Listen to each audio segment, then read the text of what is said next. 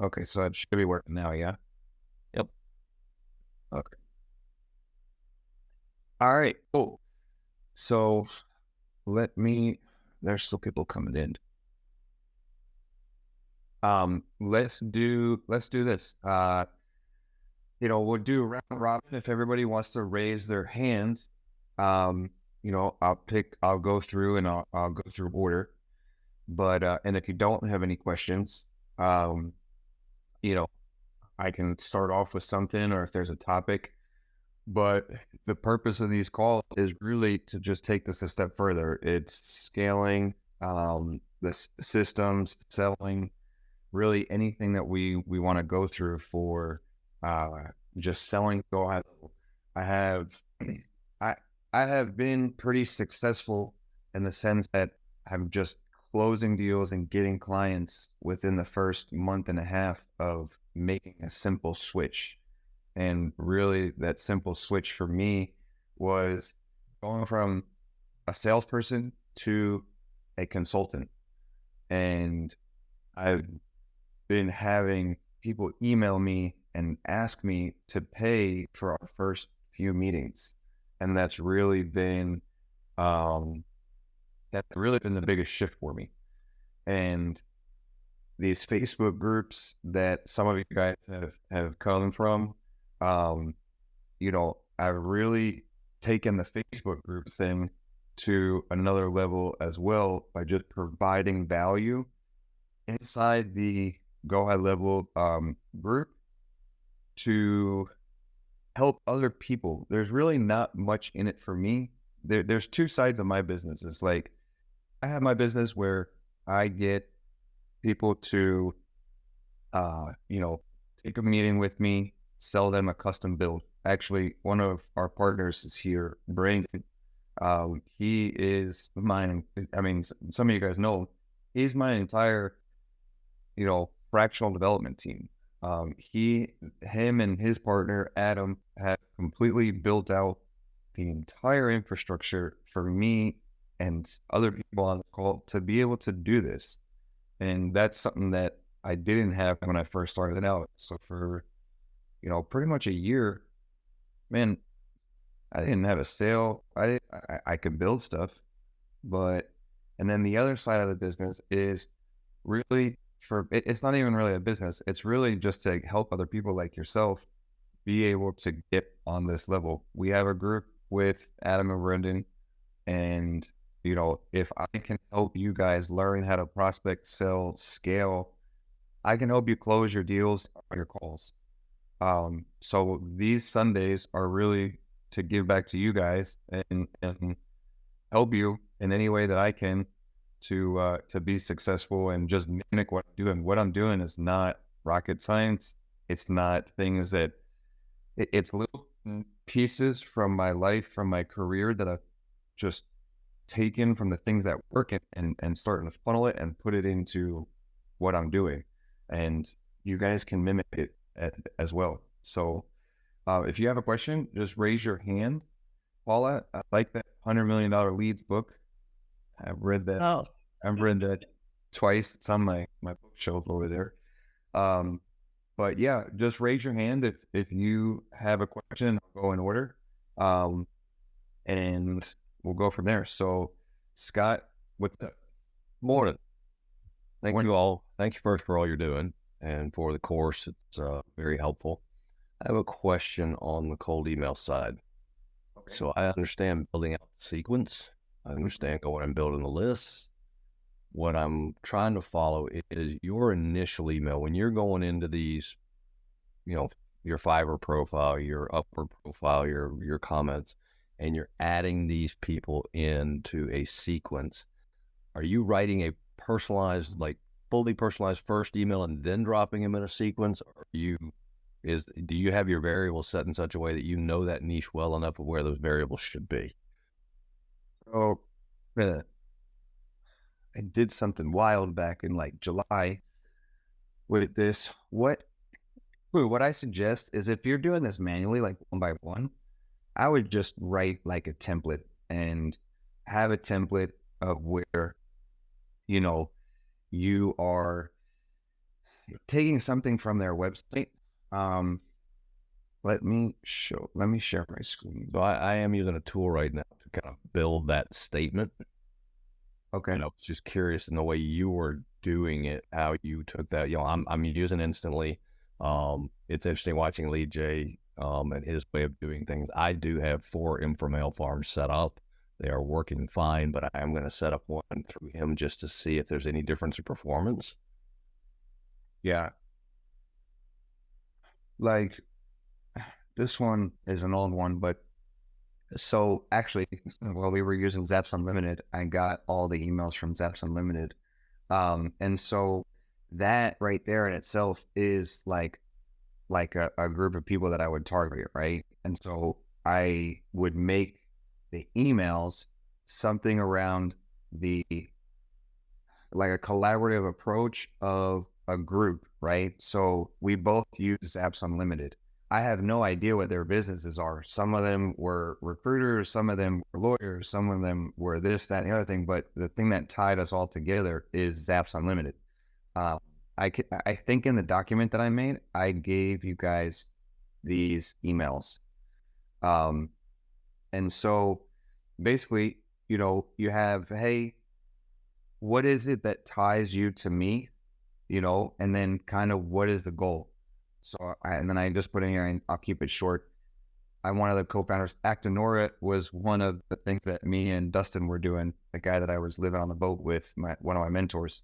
And so what do? We help salespeople lock in more business using AI. And then it's just, how is that done? We do this by doing this, that, or that, specifically with GoHighLevel. I knew that everybody in this Zaps Unlimited group was using GoHighLevel. I mean, that's, majority of them, I would think 95% of them are using that. So that's another thing to link them. And then this helps you keep up with your follow-ups. And then most are not using AI. So this is kind of like a scarcity thing. Like, yeah, I'm not using AI, maybe I should take a meeting. And then this gives you the advantage. And I never put anything in there for, I never put a link in the first maybe 2 or 3, like Lead Gen J says, right? Yep. And so then when they reply, yes. Now we had like, I don't know, this one I haven't done. So I had a 73% open rate, 2% click rate, and I did get some business from this. Maybe I'll start this up again. But if I were you, like last night, so I'm trying to get my Italian citizenship, and I was looking for all these different lawyers or somebody, to help me with getting my passport. And I was on their websites, and every single website sucks. Like Italian passport help with citizenship, right? And so I made a post in the group, like these guys, their SEO is awesome, but like book a consultation, I have to fill this up. There's not even a calendar. Like this right here, and the price tag is between like $6,000 to $20,000, $15,000 to get it. I can get it for like me, my sisters, my mom, my dad, and everything in one setting because it's not extra work on their part. But 10 grand, that's one sale, and this is just for Italy.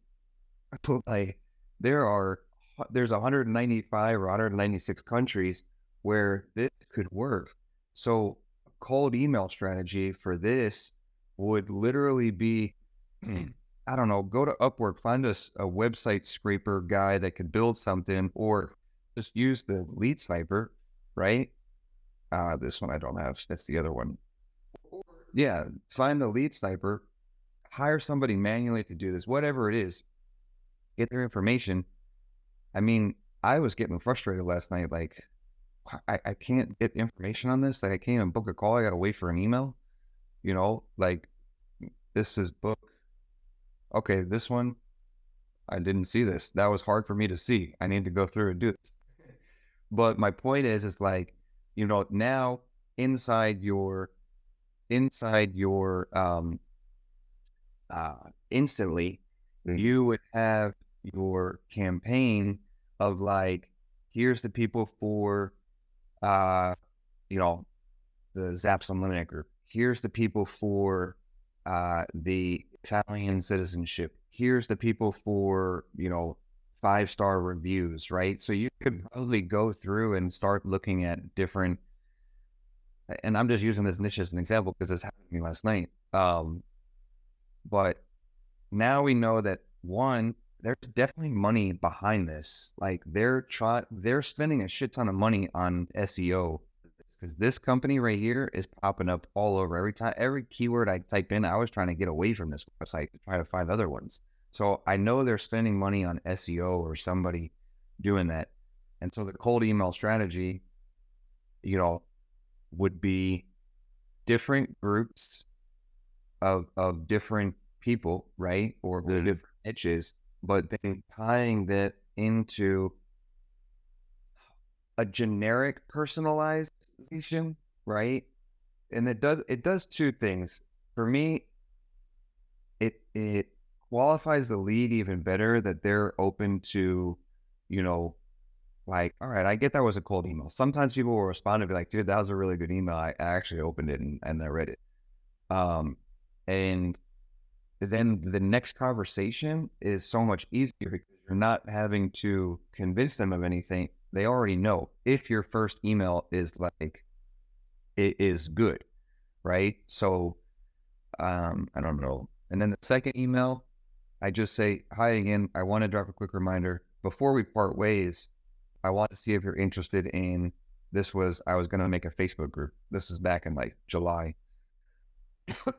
And then I realized, like, this offer isn't that good. Who's going to want to join a Facebook group? What if they don't have Facebook, right? So this would be, I wanted to see if you're interested in adding an AI chat widget to your website to answer questions about getting, Italian citizenship.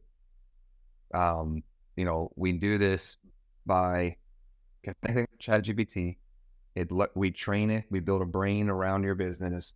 It answers your question, and what that results in is 34% more booked meetings. And I'm sure you guys have a great sales team to sell, $10,000 passports for Italy, right? And so what I would do is, if you were to grow like an Excel spreadsheet, in column A, I would put like what country it is, Italy. And then here I'd put the custom value of, country, right? So now you can still do a little bit more personalization, but think of like what would change. Like we can help grow your blank citizenship. And then, in column C of the Excel file, it's going to have what countries they operate with, what countries they do. I had started building out a webs. I don't know. I didn't know this better. A Python script where I was scouring the internet, and then I don't even know where this is. I'd have to find it, but maybe it's here. Yeah, Python script stuff. I was doing something where it was taking, let me see, leads.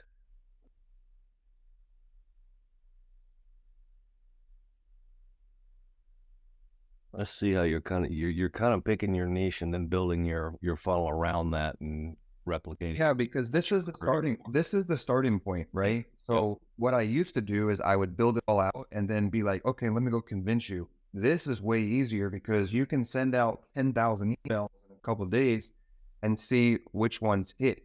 And if they hit, then you go build it, right? Yeah. And that way it reverses everything from spending a bunch of time, energy, even money on trying to, you think that this is going to work, and then the market is telling you that it's not working or it is working. And so what I did was I used Lead Gen J's, course and everything to study this, to figure out how to do this. Like, the insurance agents didn't really hit. Oh, but why did it not hit? Because I was asking them to be a part of a Facebook group. Maybe if I changed it up and I said something differently, then it would work. So you have these different variables that you can change, right? Wow. How deep are your average campaigns? Are you going 3, 7, 12, or do you build that out farther as you find one that's actually working for you? This one was 5. Okay. One that I have that's running right now, um, is we got, Look at that open rate. That's awesome. yeah, it is. That's And awesome. I've closed 2 deals. The subject line was really good. Are you using the built-in CRM and Instantly now to track your opportunities, or are you just using a standard process for that? No, I just manually reply inside here. Okay.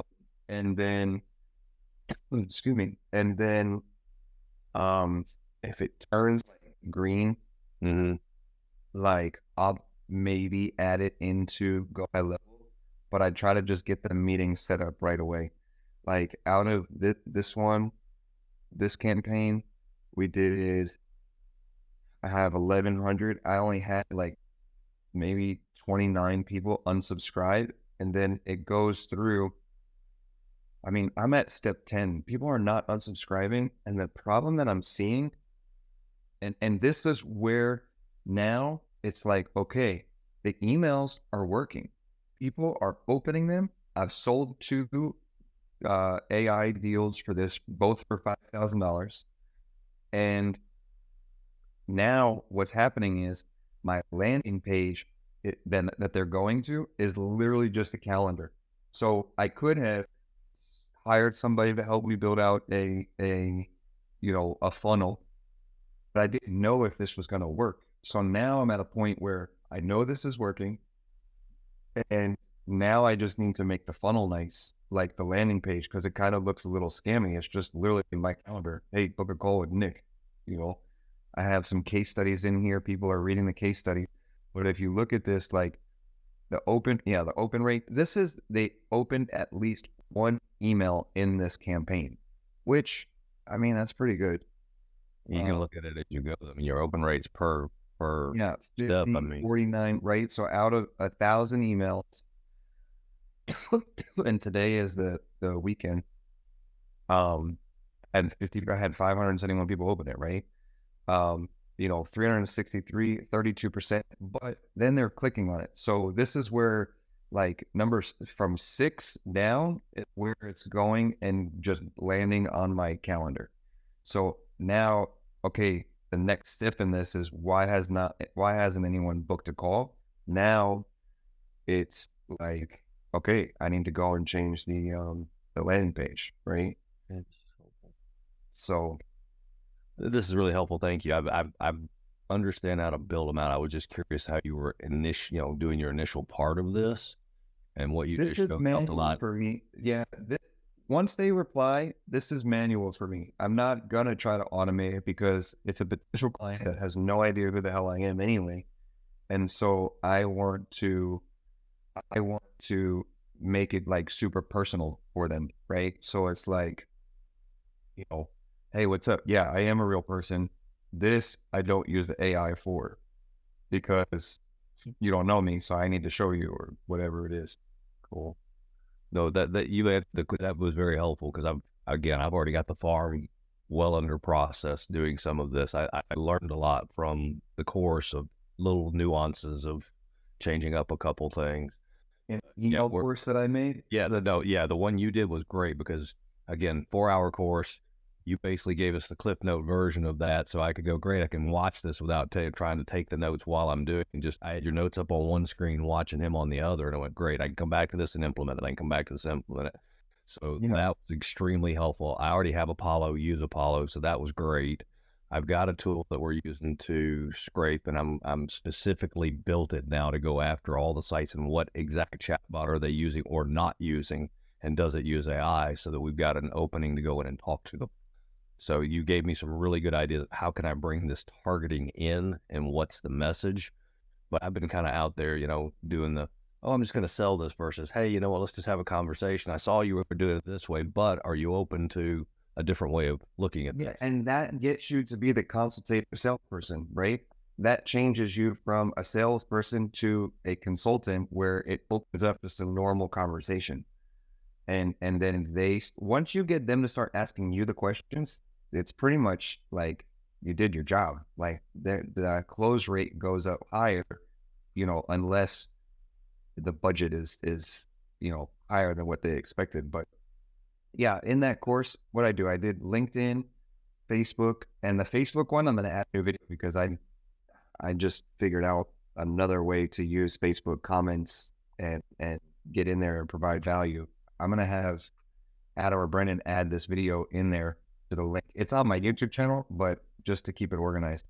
And then, the freelance websites, People Per Hour, Upwork, Fiverr, those, I mean, that's where clients are sitting right now, like literally looking for someone like you or me or whoever in this call to build out a custom system. And another part of that is like, go for the low-hanging fruit. Someone might just need something done for $100, but that's your way in. They pay you $100, you get in their GoHighLevel account, and all of a sudden you're like, dude, this is kind of a mess. Who did this for you? Why wouldn't you just add, AI into here? We could make this way easier for you. So all that inside that course, I'll keep updating that course for whoever wants this. Like, I was going to ask you how much, so out of the different methods, right? So you got YouTube comments, you got the worksites, you've got LinkedIn, you've got cold email. What would you say out of that you're putting the bulk of, if you were one of us starting off, where would you put the bulk of your time? Starting off, I would put the bulk of your time in setting up the cold email strategy, because once it works, it can work forever. After I perfect that, then for me, I'm going in, I'm making content, and I'm making posts inside the Facebook groups. And the other thing is, I go and make a Fiverr profile. It's kind of difficult because there's 1 million people and you're competing against 1 million people, because there's millions of us doing what we're doing.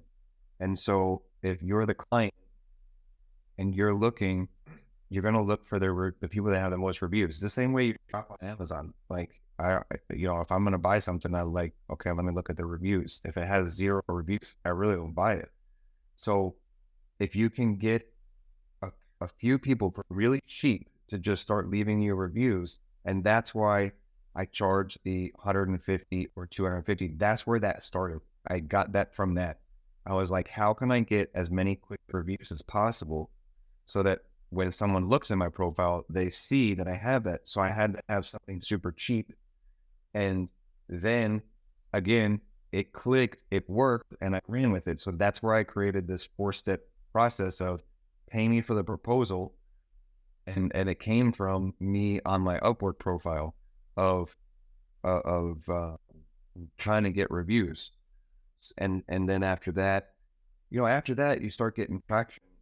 And then now you have a case study put into your cold email. You have, content to put into your email, and be able to tell your clients, the potential clients, like, hey, look, this is working for all these other people.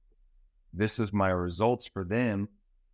And now they're just looking at it and making a decision from that, with you kind of being the supervisor above, like, what's the next step? You tell me what you want to do. So you built out all your profile by yourself. You didn't outsource that to anybody to build it. No, you physically inside the course, I put the video that I watched. I didn't even watch the video. I transcribed the thing with ChatGPT, because it said like how I made $1 million on Fiverr. The best way to optimize your profile. It was like an hour-long video. I transcribed the video. I put it in ChatGPT and said, make my profile following this video, and then ask me a bunch of questions in order to make it, successful. And then that's what I did. I did that in maybe like 25 minutes without even watching that video, because ChatGPT took the transcription. Well, thank you. I appreciate it very much. You're welcome. Paula, how can I help you? Hey, how's it going? Good. Nice to meet you. Nice to meet you as well. So thanks for all of the information you've been providing. I've actually done this twice already. So I have 20 years of project management experience, and I didn't know another way to do it because it was too hard trying to sell people a tool. So I have two people that one has a naturopath clinic. So I did, I'm like, okay, look, I can help you. I know I can help you, but we have to walk through everything. So I'm like, we're going to build out customer journeys. So I know that I'm using the things that I already know. And I did this. I just didn't charge her the money up front because I knew she was going to buy because her business was in a mess. So the challenge I'm having is, yes, I can't do all these pieces by myself. So this is awesome. So couple questions. I saw other links. I downloaded your document. So I need to join which group? I think it's the GHL Mastery. Is that what I have to join? You don't have to, but if this is a problem that you're having, they are going to 100% alleviate that. And some of the people, it's Brendan's group. Adam and Brendan are and a lot of people in this group's like fractional development team. I don't even, there's not even enough words I could explain to you how much they've changed my life, because I was in the same situation that you're in, where I sold a client an $11,000 build. The project scope document was like 6 pages. Brendan has turned it into, I think, 300 pages. See, that was the hard. That was the client on that one. Oh, the client. Okay. That doc is Most of them are about 20 to 30 pages. Yeah. So if I were to have tried to build out that entire custom project, I would not have one other client because I would be stuck. I wouldn't even be able to do this. And so what GoHighLevel Mastery has allowed me to do, and a lot of people in here, is take on the clients, dish them off to Adam and Brendan, and they are the ones that are able to fulfill, do the onboarding, and build everything. And they are probably top 0.5% in the industry of what and how to work inside GoHighLevel. Like, the organizational structure of everything is top notch, like better than some of my corporate companies that I used to work at. It's just very organized, and they're very, very professional. And I mean, we did $63,500 in the past month and a half since I left LA. I went out to one of their places. And in the beginning of this call, I was saying, like, for 12 months, I struggled because I didn't know this at the time. But after I went to Los Angeles with them, something clicked, and it was like, my problem is I am afraid to take on clients because I know the amount of work that I am going to have to do, because I think I just like subconsciously made myself like scared. And I went to LA. We were sitting down. The event was awesome. I think that for a lot of the people there, it was very, very beneficial. For me, some of the stuff was, I already kind of knew, but the biggest thing for me was, I don't need to do all of this. Let them do all of this. And then now, since I left, we did $63,500 in sales. And it's from the cold emailing that I'm talking about. It's from the Facebook and LinkedIn posts that I'm doing, my YouTube channel, the Fiverr, the Upwork, the freelance stuff. All of that stuff is allowing me to take on these clients and focus on the selling. Like, I just love selling. I enjoy it. And I was removed from it because I couldn't sell because I was trying to build shit. And that was my issue. So GoHighLevel Mastery, I would 100% recommend it. Brendan can explain, there's a couple of different like memberships or whatever. We have to join it to be able to use them as our fractional development team. Yeah, and you don't have to. You don't have to. You can basically. So I can break that down real quick on that. Thanks. So basically, we have there's 4 tiers technically Okay. on that, which is you're not part of the GHL Mastery environment at all. You just kind of use us. We have a VIP coaching program, which is just GHL Mastery. We have 5 calls a week. And then other support channels there.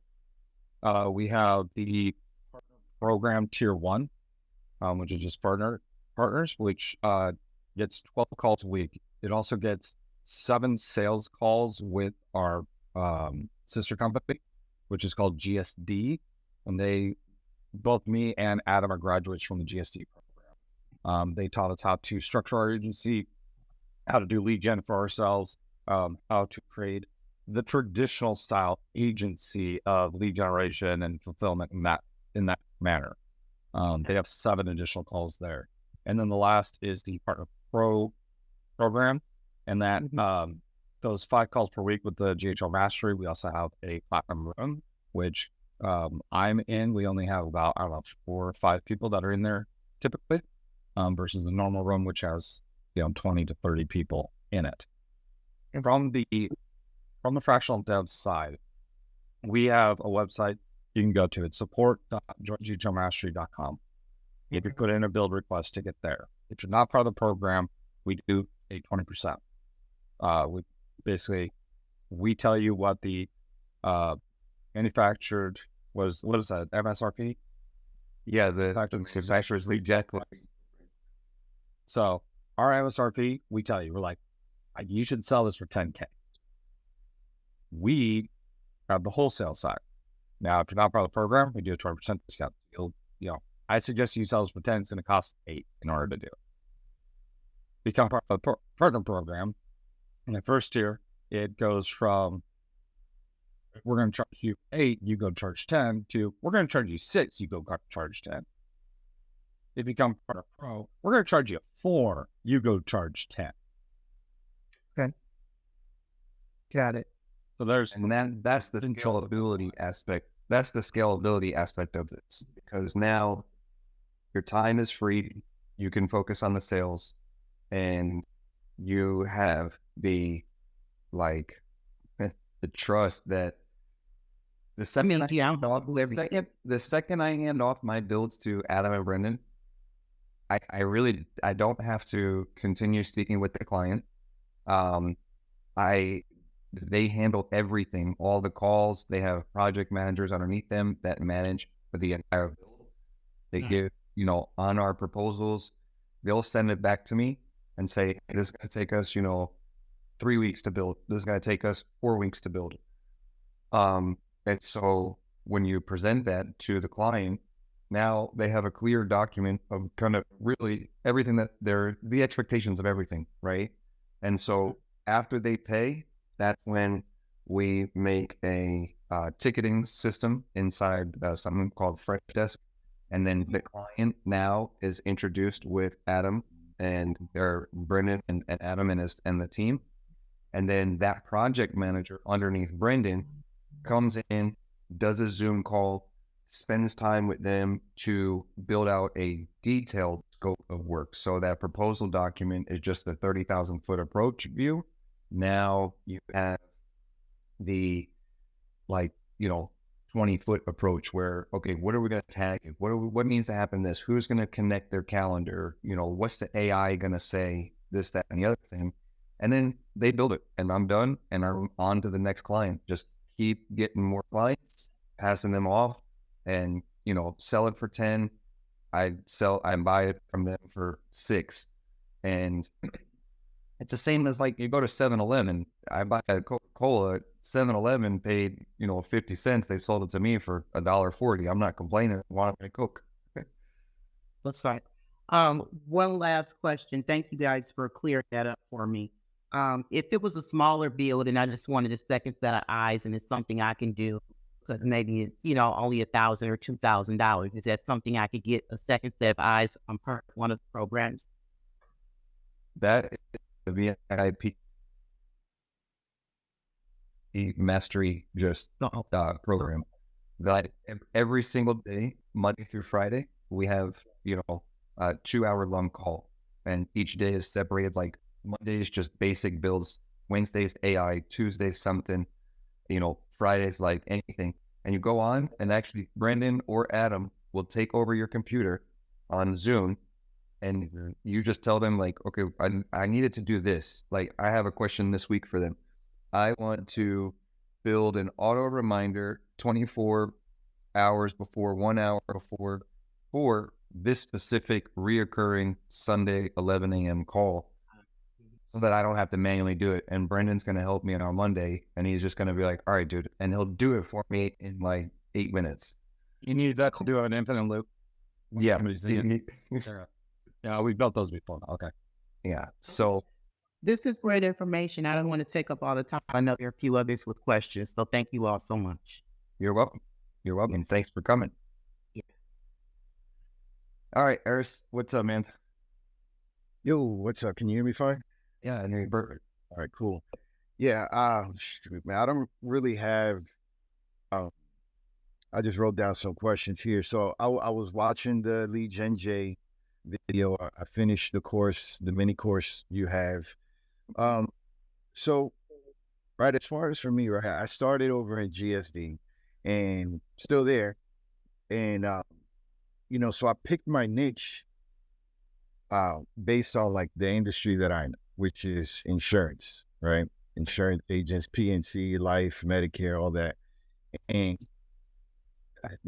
I got like about 8 clients, but they're cheap. They're super cheap. And, I'm thinking, I got to change my approach to do something like this, like consultative sales, and just go out there. But like, should I still be like picking a niche per se? And like, how do I say? Because I don't have a site. I have the Core 4 site, right? But that's like based on kind of like GHL, and I don't want to be sending people there. So I'm like wondering, how important is it that I get, a land page or a site and, my Upwork and all that stuff ready before I start, Can I answer that? email blast? Yeah, talk to me. It's not. It's not, right? Okay. I don't even use my website to tell anybody. Like, I have nlbuild.com. You know who Ruffle is. Yeah. Raul talks about this all the time. He started off with doing Google banner ads. He sold Google banner ads for 10 years and never had a website. Really? Yeah, I mean, really selling banner ads and never had a website. All that stuff is fluff. All of it is there for, everybody says like this. Well, where's your business card? I don't even have one. I literally just go to, if you take Nick's approach of consultative sales, walk up to somebody and tell me about your business. What's going on? Yeah. I'm curious. Hey, have you ever thought of this? And just approach from that direction. They don't care what the credentials are. Your proof of concept is right in your words. Yeah. They're going to know and trust you just from that. I have a friend, Josiah, who worked for, I don't remember what he did. He was like making boxes or something for like a restaurant. I don't know what he was doing. He was doing something. And every single night he went home for like 6 months and he read all the Google documentation for Google Ads. He read all the Facebook documentation for that, and he just learned it. In 3 years, he turned working in like a warehouse for like, $6, $8 an hour at 22 years old. 3 years later, he manages $100 million a year in ad spend. He made $1 million profit. He has him, his wife, and his brother. That's it. They never had a website. They've never sent a report to a client, which blew my mind. He does not even send reports, monthly reports or anything. And he doesn't do his own advertising. Everything is word of mouth. And he gave a presentation at one of my entrepreneurial groups that I'm in. And I was blown away. He's 27 years old, 3 people, no reports. He doesn't even like, I mean, the emails that he sends is like, no, to his clients, don't worry about it. I'm the pro. I'll make your money. Like, stop emailing me. I told you I'm at this entrepreneurial event. And I'm like, what? And 3 of his clients had advertisements on the Super Bowl last year, this past February. And so I asked him, I'm like, dude, how do you not have a website and you made $1 million in 3 years going from working for $10 an hour? And he's like, I just provide results, and those results go and get me more clients from word of mouth and referrals. I've never advertised for my own company. I don't even have a website, and I don't need to waste time sending out reports and this and that. They pay me. They start out with $3,000 a month. By the end of 6 months, they're ready to spend 50 to 100,000 because they know for every 3,000, I'm going to bring them in another 9,000 on top of the 3. So we just keep scaling, and that's how I do it. And they don't even ask for a report because they know what they're going to get from the amount of money that they're spending. So I will say, and I get it, bro, they, insurance leads, home inspections, roofers, power washers, pool cleaners, all of those little niches. It's been dried out. Like every single person on YouTube has a video of make $10,000 a month, buy this estimator, snapshot, do this, do that. And it took me a little bit of time to realize this, but like, content creators are content creators. They're modern day tabloids. They create a thumbnail to get you to click on it, to have you follow them, like them, and then they go and they rent a Ferrari and they say that they did this with this because they learned it from another content creator, and they have this huge following. And I don't believe it. Like I don't. From the other side, the pool cleaner, the insurance agent, they have been hit up 10,000 times from everybody like you and me trying to sell them something. And that's the key thing. Someone's trying to sell them something. And when you can open up the conversation and you can have an educated conversation of the results that you can provide without selling it to getting them to want to buy, their budget changes because now you're fixing a problem. And that problem is, I do have leads falling through the crack. My average commission on an insurance deal is $400. Cool. How are you getting those leads? Where are they coming from? And if you can get them to see, okay, you told me that you can close 6 out of 10 deals or 9 out of 10 deals, but you can't keep up with the influx. Let's do the math. I'm just making it up for an easy number. If we can get you an extra 2 per week and you're telling me the commission's $1,000, you're telling me that you're losing $4,000 a month. That's what you just told me. Yeah. Like I'm not making that up. And now they're like, oh shit. Okay. So now you have a budget to sell them whatever it is, right? It's okay. I'm going to sell it to you for $3,000 in 1 month. It's going to pay for itself.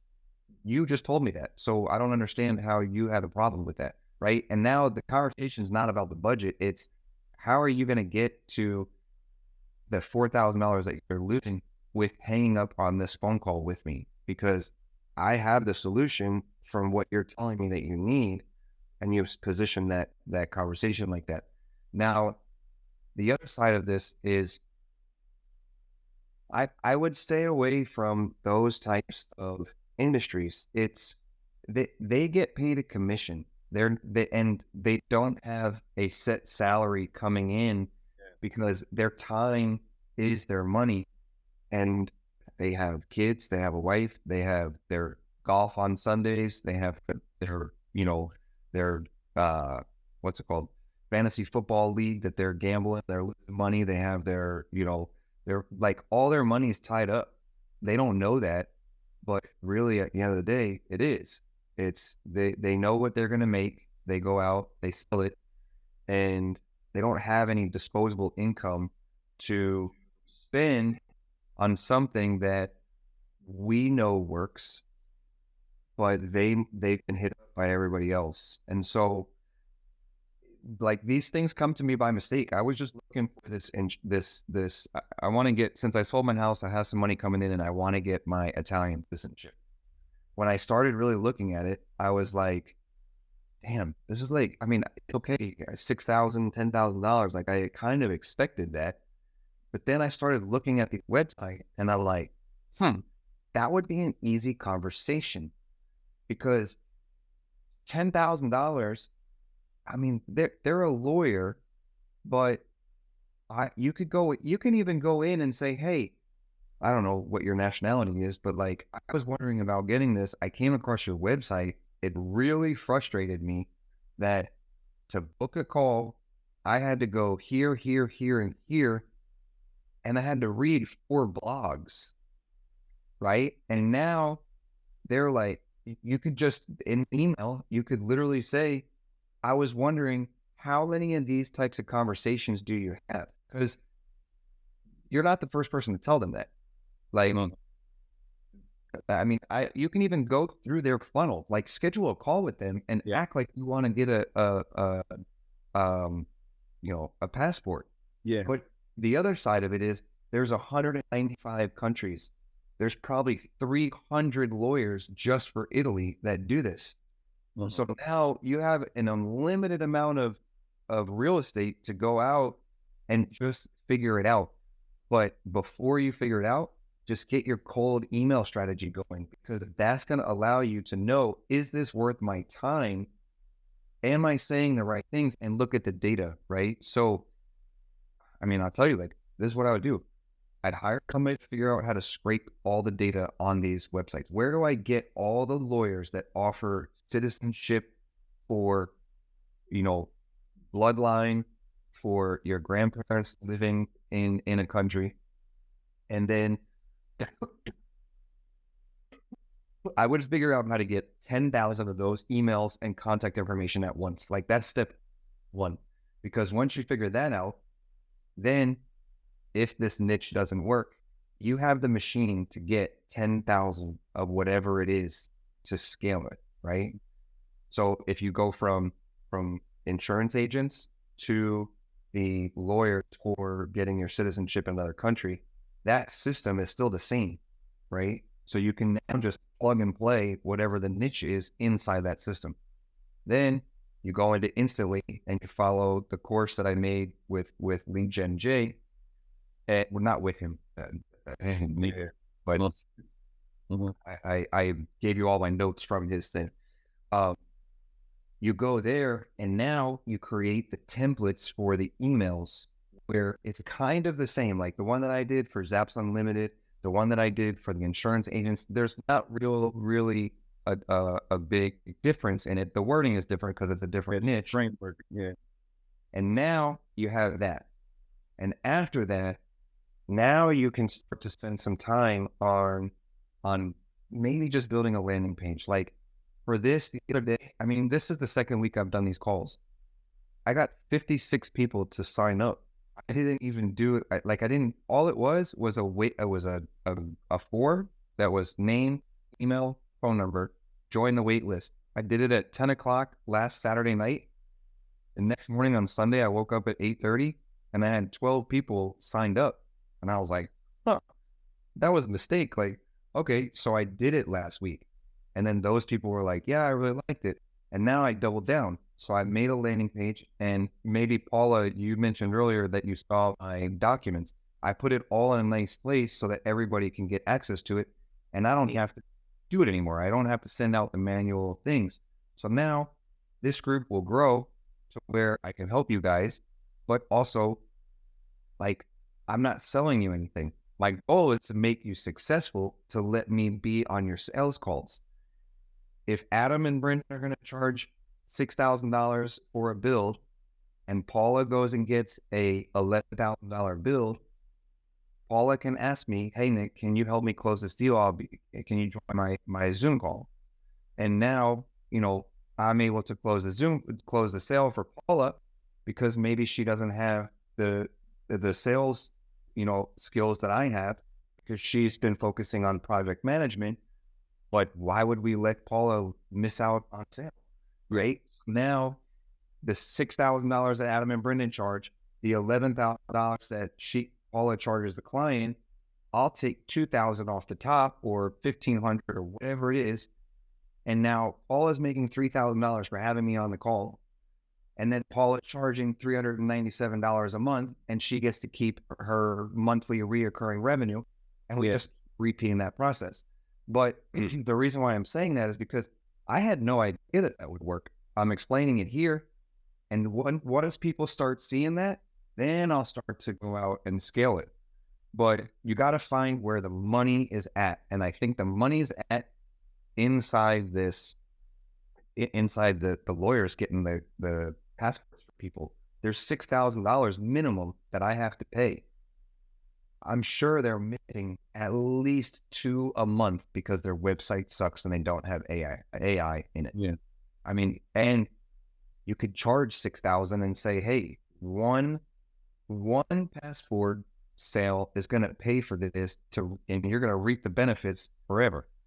And now you're not having a conversation like you are with the insurance agent where it's like, it's too expensive. I'll think about it. Let me get back to you. I got to talk. I really got to think about it. It's like the lawyer's going to be like, wait, you're telling me you're going to help me close? I have too many people coming in. Everybody's coming from our website because our SEO is so good, but I have to manually do this, or I hired a VA to do that. Yeah. Why wouldn't we just get them to pay for the consultation up front, So follow the money and go and sell it before you ever try to build a website. You don't need a website. I don't have a website.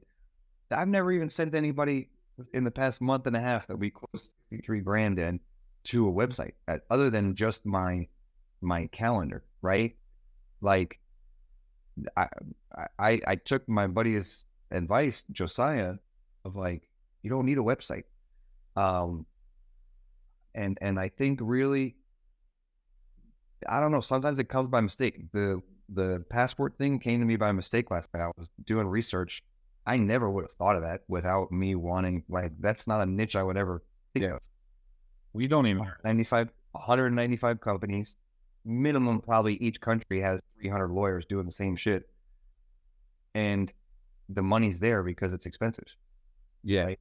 I'm actually trying to do the same thing for Dominican Republic, trying to get some property out there. So that's and the other thing is, think about the customers that are going to the lawyer, right? Like myself, I have $10,000 to spend on a passport. Like, I'm doing my due diligence to find someone that is going to be really, from the whole time of finding your website to the communication back to me to, is it secure? I'm just going to wire transfer you $10,000 and you're going to give my passport. Is it a legit passport? You know what I mean? It's kind of a touchy subject, but me as the client, that lawyer needs to be on his A game of like, from everything from the time they get the lead until the time that they get a passport. So the solution, the Core 4 AI with what we're doing is going to be something that's going to help them. It's just a matter of building that machine to get it out in scale and then adjust accordingly based on the numbers in your Instantly account. How many clicks am I getting? How many opens am I getting? If I'm not getting opens, the subject line sucks. Change the subject line. How many clicks am I getting on my third email? How many meetings am I getting? Right? Yeah. So one last quick question, like based on like what you said when Scott was talking about, so you're not automating the emails, or I mean, at least the first one, but then like the follow-up emails, you're sending them personally, or if they respond. So in this one, I have 10. Okay. If they don't respond, it just goes to that 10. And that's where I look at that data. I look at the numbers. and I'll go back and I'll change it. And that's why I have to make this is where I do have to make a landing page, because clicking on it, they're not unsubscribing and they're reading it and opening it. So the only thing that it could be is my landing page is not converted because it just to count. Now, let's say someone replies on email too. If they reply, I reply back to them, and now it's manual, because the way that Instantly works is you reply from that same email. I have 30 different emails. I can see them all at once, but Brendan's gonna get an email from my .xyz. Tim's gonna get it from .store. Teresa's gonna get it from .online, because I have all these different things. They're not gonna know what that is, and then it would be confusing if I switched to my work email. So when they reply, that main focus is just to get a meeting set up. Then I get a meeting set up, and I'm sitting on a Zoom call, and I explain to them, look, thanks for taking the call. At the end of the call, I tell them, my email marketing was working. From here on out, I'm going to send it to you from my personal business email, so we can, get rid of the other email chain. Like, you're going to look out for an email from me. So yeah, and you, Brandon. Bye, everybody. Take care. Okay, cool. Nice to see you. So yeah, cool. Yeah, I got some other questions, but go ahead and I'll let. Okay, let's do Tim, and then we can come back. We can come back later. Hey, cool. Okay, so wacky stuff going on. I got two businesses. One is a physical podcast studio. I can tell you got that that my clients do. I have everything from $300 for a one come in once, use our stuff for $300, all the way up to $10,000 a month. Okay. So I've got that. It's actually just starting. But I also have this other business called 5-Star Vets, which is primarily GHL for veteran-owned service-based businesses. And my goal is to try to get that so it's self-sustaining. But I personally don't want to do ads. I've gone down that rabbit trail before, and it is not my area of expertise. But I guess my biggest question is, I haven't done enough sales to say that I'm really good at it. I botch a lot, and I actually botched 2 sales in the last couple of weeks that could have been good. So sales is not my thing. I can get better, but my question is, what? I know GHL is great. I know it does a great job just as a standalone SaaS for my avatar. What, besides the instantly cold mail approach, I'm guessing that's probably what you would answer. What would you say is my just the first thing that you would work on based on context? The problem that you are, or like the solution to their problems, right? So a veteran-based business, I mean, that could be anything. That could, like, what are the similarities between the veteran-based businesses? Is just someone that is a veteran that has a business. Yeah, it's just a connection point. It's a service-based business. I'm just I can relate better to those guys. And it's from a personal standpoint. Veterans are very niche-y. They like to work with each other. So my dad is a veteran, and he... Hook me up, bro. No, I'm just kidding. Well, after working at UPS for 25 years, he started a business, which was a home inspection business. And it was like, it lined up perfectly for my dad because he's so OCD. And when I was a kid, if I was working on my little motorcycle or go-kart, he would be sleeping during the day because he worked night shift. He'd come down to dinner, which was his breakfast. He'd be like, "You touched the 8mm socket today? You were working on something?" And I'm like, "How the hell did you know that?" He's like, "It wasn't turned properly in the box." I'm like, "Dad, come on." So the home inspection business was perfect for him because he was inspecting other people's homes to do that, to them to buy the home. And so I actually sat down with him and I showed him what I'm doing, and he just doesn't understand it. He doesn't get it. And so he knows like, wow, this is amazing. But the learning curve for him to see the value in that is very difficult for him. He tells me all the time, and he's like, Nick, I know what you're doing. It sounds amazing, but for me, like, I enjoy going out, I play golf in the morning. I'll do an inspection at night or during the day. And then I come home and, I sit, have a beer, and I write out all my inspection report. And, I get a call from Google. I tell them, yeah, I'll call you back next week. Or if you didn't find anybody, you can call me back and we can go from there. He's like, it's just, I don't necessarily need to grow this business. And I'm like, all right. So I don't know how many veteran-based businesses are out there, but my dad is an example. He's old school. You're now trying to convince them that you have the coolest thing when my dad doesn't even know how to attach a picture in his iPhone to send it to me as a text. He's like, I'm trying to send a picture. How do I do it? And I'm like, and my dad's only 60. He's not old, he just like, but he's an aircraft mechanic, he worked at UPS and was the world director of aircraft maintenance. Like, he's super smart, super business savvy. He was, a corporate level executive at UPS. And he has no interest in it. And so my thought would, and I'm biased because I only know, well, you mentioned veteran-based businesses, but my thought process, I'm in a bunch of groups. I'm in a bunch of groups. Some of them are virtual, some of them are physical, but I talk to these guys all the time. I would switch the conversation to maybe finding like the money aspect of it. And what I mean by that is, how many of you guys had missed calls this week and struggled to get back on a call with them, right?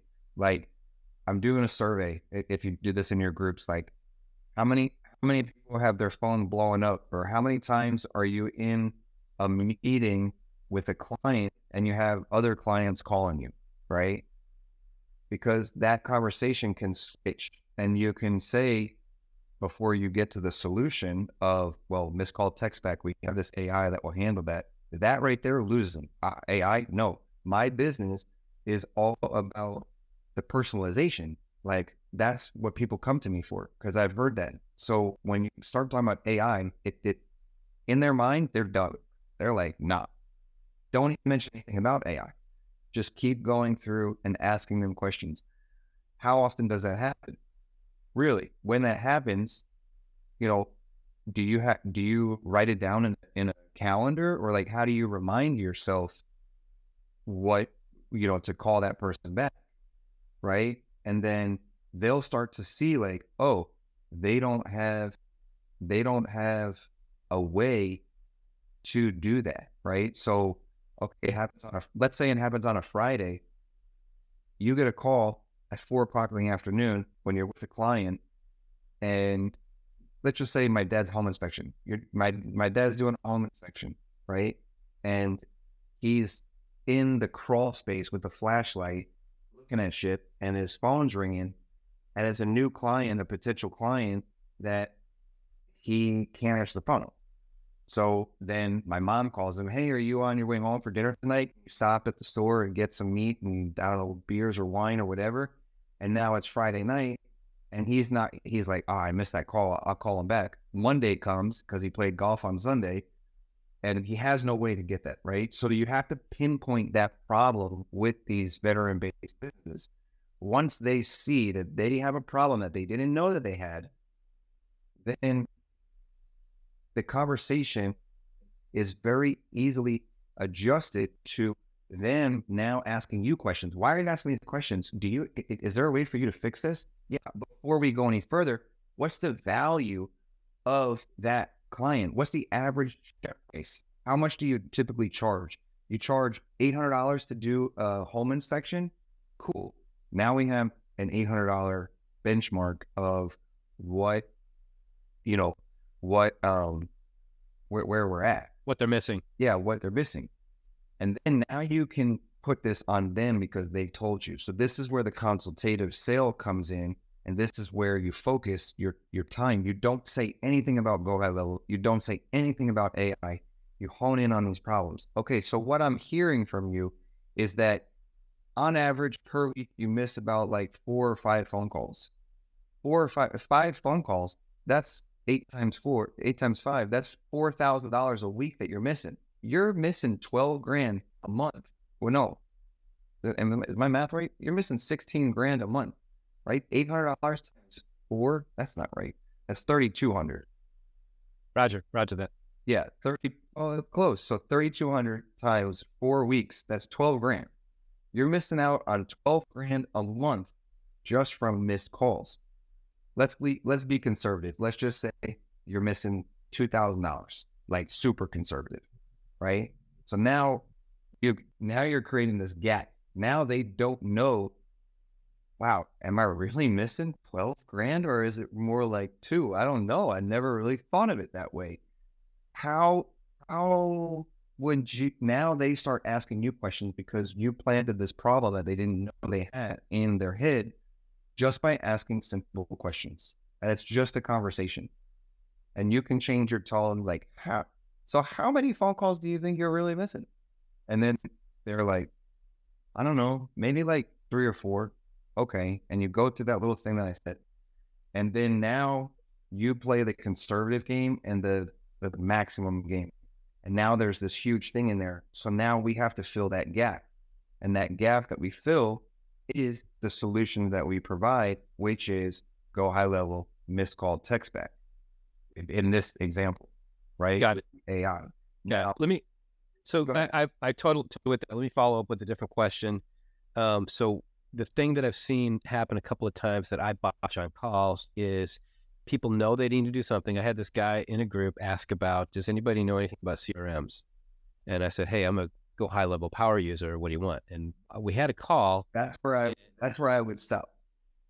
I would have asked a question. Hey, what is it that you're looking for? Yes, absolutely. So that's actually a CRM. Right. That's what happened in the call. You know, I started getting in my my left brain stuff. And I started telling him about all these cool features. Then I stopped and said, you know what do you really need? And he just needs it all encompassing. He needs more leads, more sales, just like everybody else. And I kind of froze up. I'm not a sales guy, and I suggested ads. I don't even know where I was going, but he definitely needs an all-encompassing system like that. But he also needs leads coming in, and I guess that was. And I have a couple other prospects that are similar. So that's where I know they need the whole system, citations, everything. Google Business stuff, all the stuff. But for me to just go hog wild on all, it would just be overwhelming people. And so that's where I'm having a little bit of. Let me ask you this: do you feel overwhelmed doing the stuff that we're all doing? Like, do you feel overwhelmed in finding the clients, selling the clients, and like kind of finding like a straight path to for sure, and what these people on YouTube say and make $10,000 a month? And, yeah. I was there for 12 months. Like in your seat, I'm like, I have 15 years of sales experience. I built, different hobbies in the companies. I've done this, I've done that, but like, I feel lost. And because you mentioned something that I was doing, they need everything. He needs the whole system. He needs the ads. He needs the AI. He needs the GoHighLevel. He needs a system. My suggestion would be one that you enjoy doing. I had a call the other day, 2 days ago, with a guy who has a lighting, landscape lighting business out in Washington, D.C., Arlington, up along the East Coast.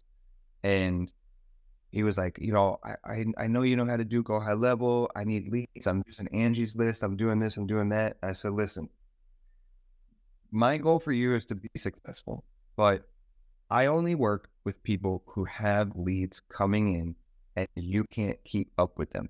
And the reason why I don't is because there's a lot of pressure that's put on me when you start paying me money, and it knocks me off my mojo. Like, what happens is I now have to manage your ads and I don't really know much about it. And then I get the pressure from you because you're paying me $3,000 a month. And now your whole business is dependent on me because now you're taking $3,000 better with me. And then if I don't make you more than $3,000 in business, you're not going to be happy. And now we have a bad relationship. What I suggest that you do is I'll connect you. I have a friend in my entrepreneur group with Josiah. His name is Sharp the Contractor on YouTube.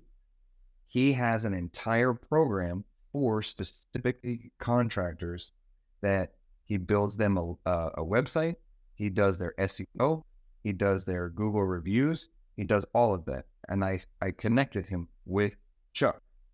And I said, listen, this guy right here, I trust him. I know his work. He has many clients. Now, I would make a commission from that just for handing it off to him. So I'll take the meeting with the landscaping guy, but I have a trusted individual that I know that I would put my name behind to hand him off to them. And I said, listen, when you're ready and you need your GoHighLevel stuff built out and Chuck has helped you, then we can reconnect, right? And it does two things, maybe a couple more. One, it ends the conversation there to where I don't have to think about all the headaches that would come with that client. For me, it's not in my path of what I'm doing. I am here to sell GoHighLevel custom builds, work with my fractional development team, Adam and Brendan, inside GoHighLevel Mastery. And the second that I am working on stupid stuff on the side, stupid stuff for me, not for the other businesses, is like, now I'm like completely messed up, right? Just the other day, we sold an AI DVR campaign, and it's for a gym. The guy paid us $5,000, right? And so I'm sitting talking to Jarrell, can you handle this? You guys give me the invoice of how much it will cost. I could do it. I could do it on our daily calls with Adam and Brendan in the GoHighLevel Mastery group. But what that's going to do is it's going to take a bunch of time away from me instead of going out and getting more people, right? So then Adam and Brendan send me an invoice. It's like $1,600 to set it up. It's going to take Jarrell probably 3.5, 5 hours. He's probably working on it right now. And I now can help you guys here. I can have my emails go out. I can do all the other stuff to where I can delegate where the things get done.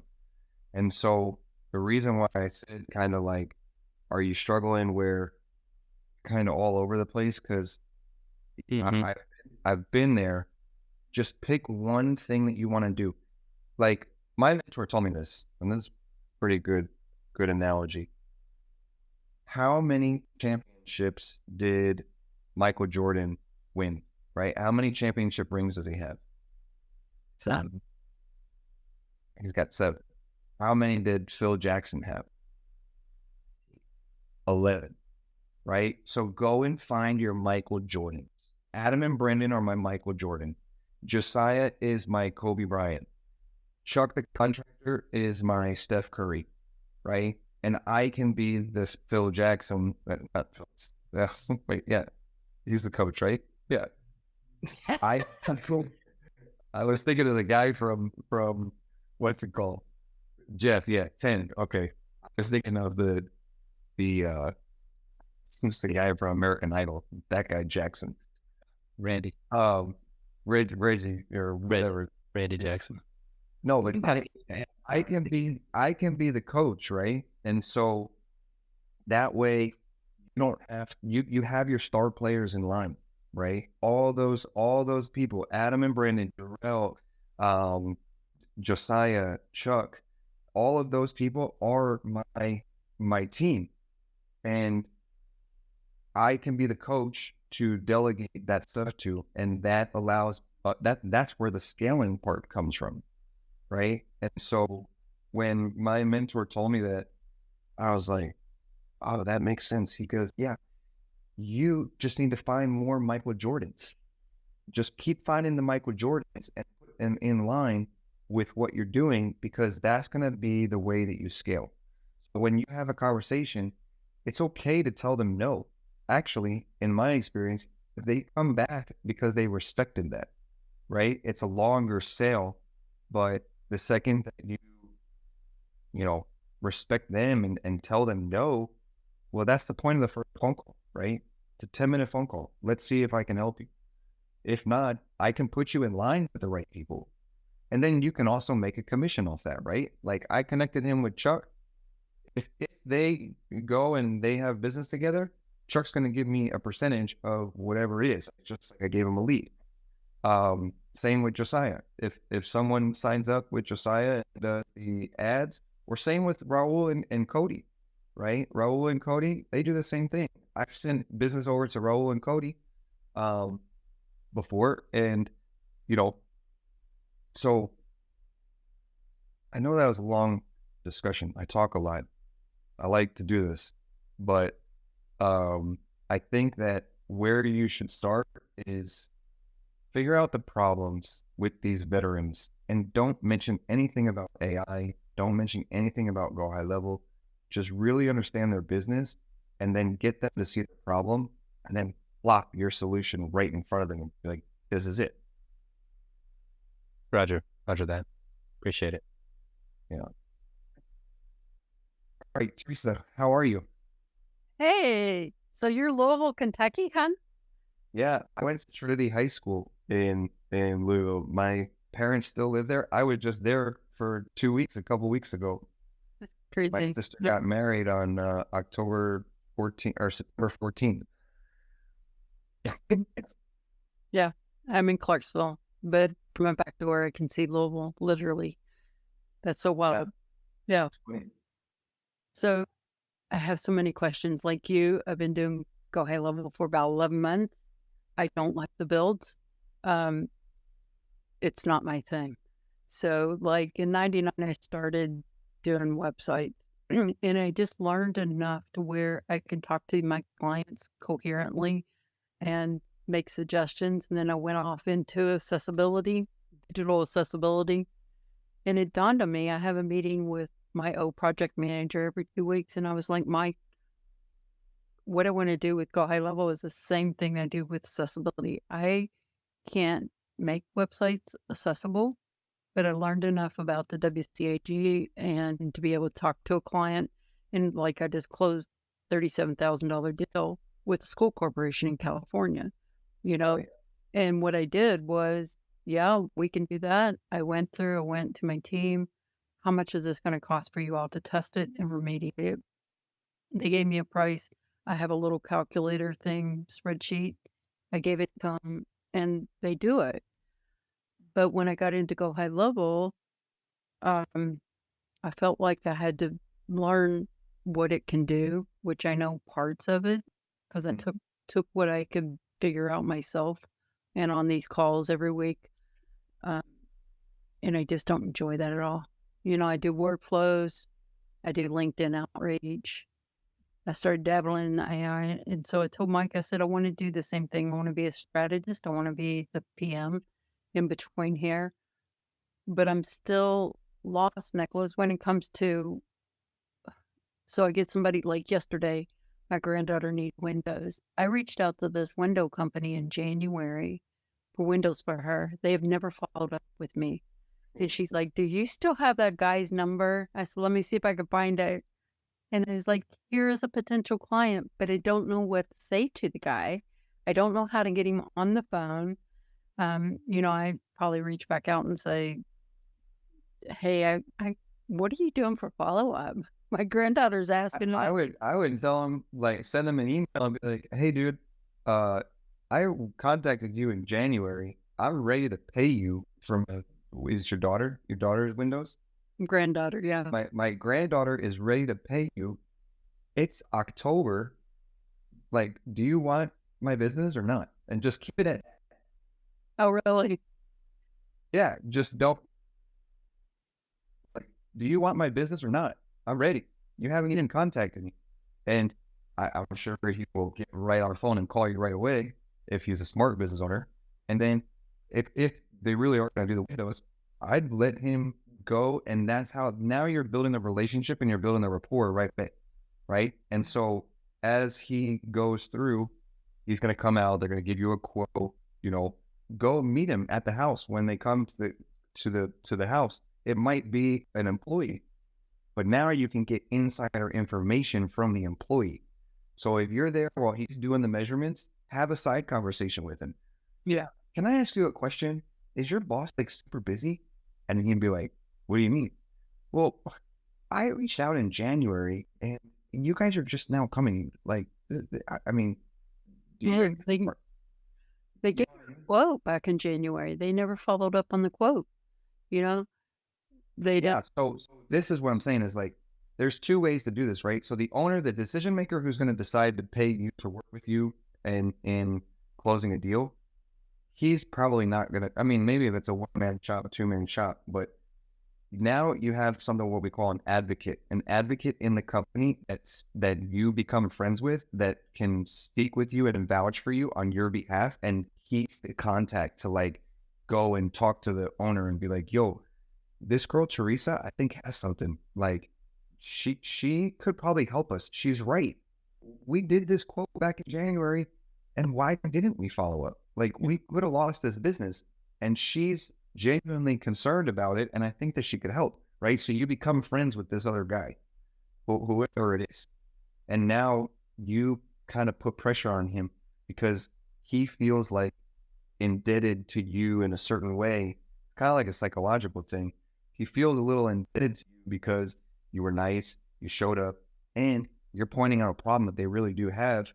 And he's going to make a commission off the Windows so that if this doesn't go through, he's not going to get paid, right? Mm-hmm. So, like, you got him tied by a string. Like, it's like, bro, help me out. Let me get in front of your boss. What do I need to do to make this deal close? Because I can make this happen for you 10 times in a month. You guys just suck at doing your job. Really? And you can joke like that. Sometimes I say that. Like you guys suck. Like, I mean, look at what it is. You guys gave me this thing in January. It's October. And I'm the one that's having to beg you to pay you.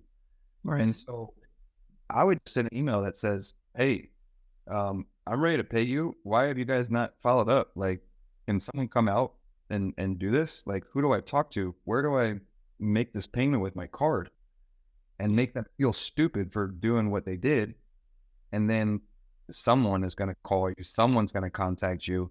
And then during that conversation, you tell them that, like, yo, who can I talk to? Because I actually could fix this problem for you.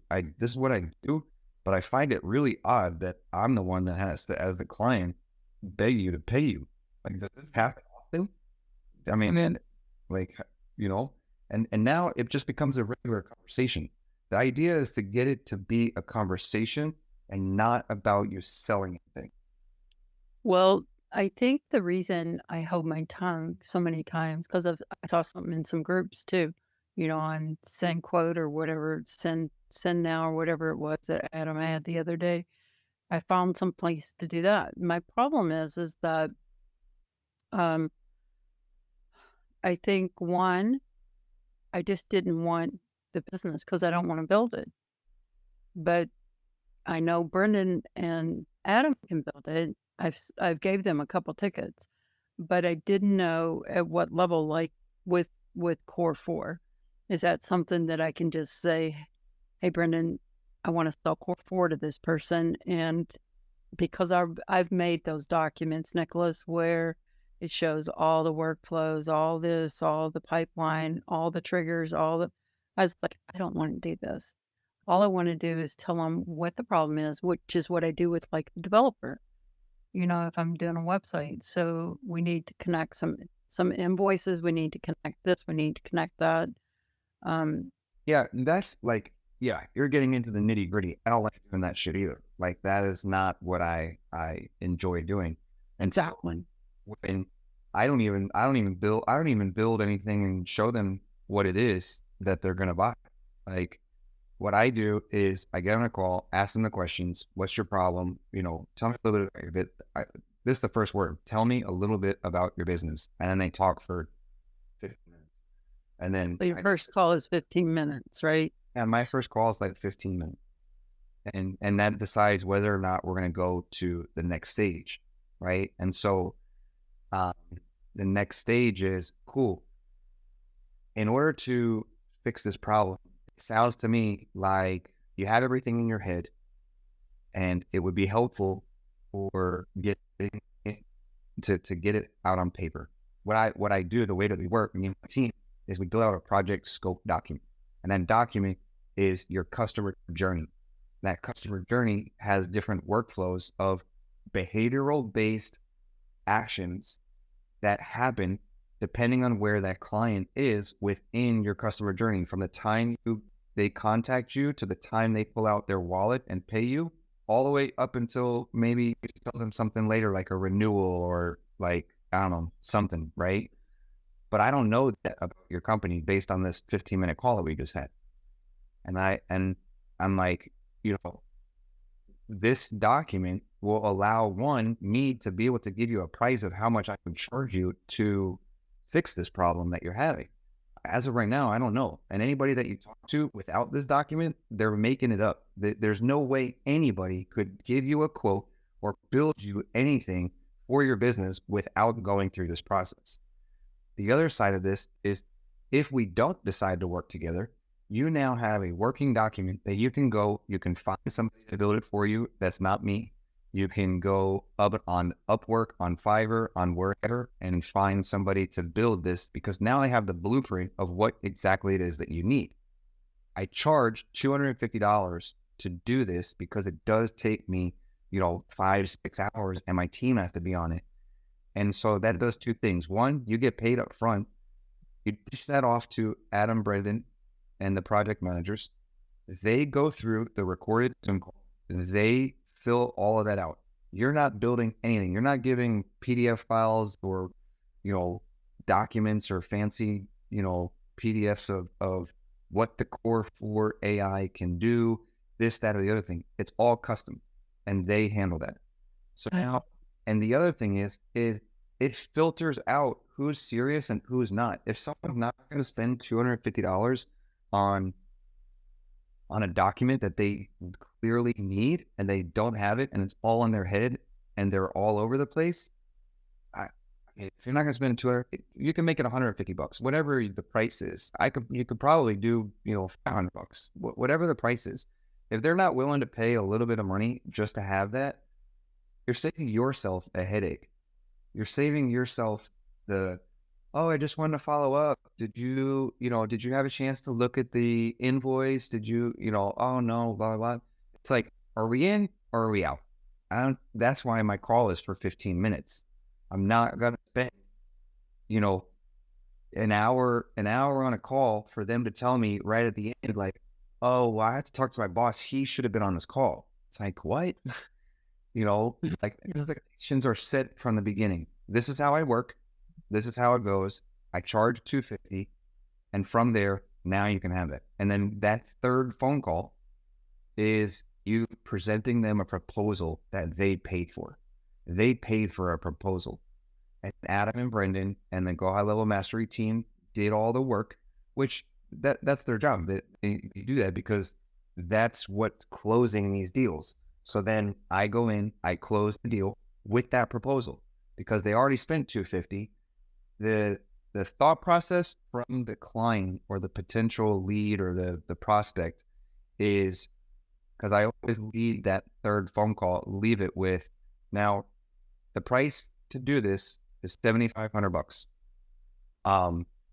If we decide to work together, this is what it's going to be. It's going to be 1 week of meetings with you. It's going to take us 4 weeks to build it. We're going to test it for a week. and then we're going to launch it, and you have a 4-week warranty. Now, you can decide whether or not you want us to build this.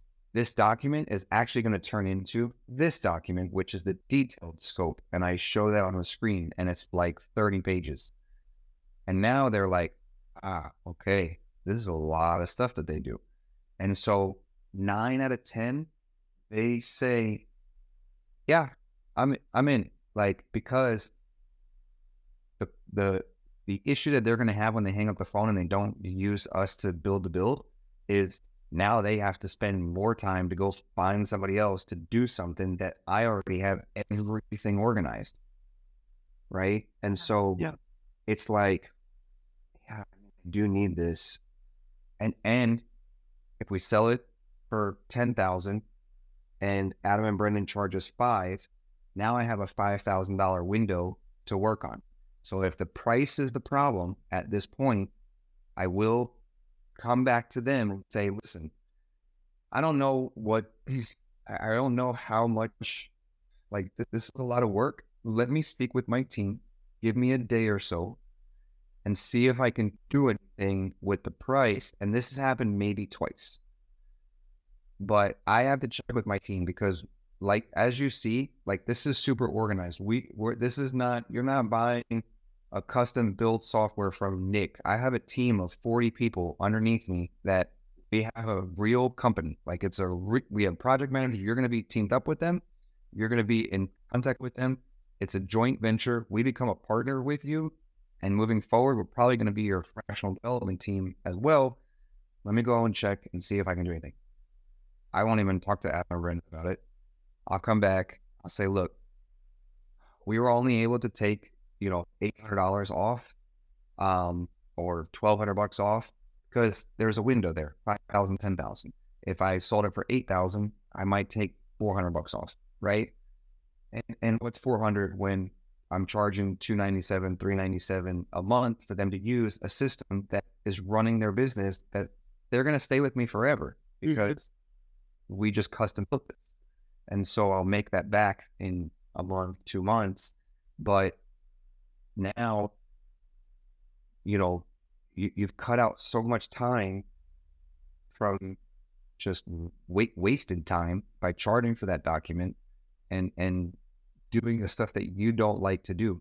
Dish that off to Adam and Brendan. And that's what Adam and Brendan do. That's their business model. They like doing that. They want us to go and get more people, Well, they do that for me, Nick. I'm only in the VIP group.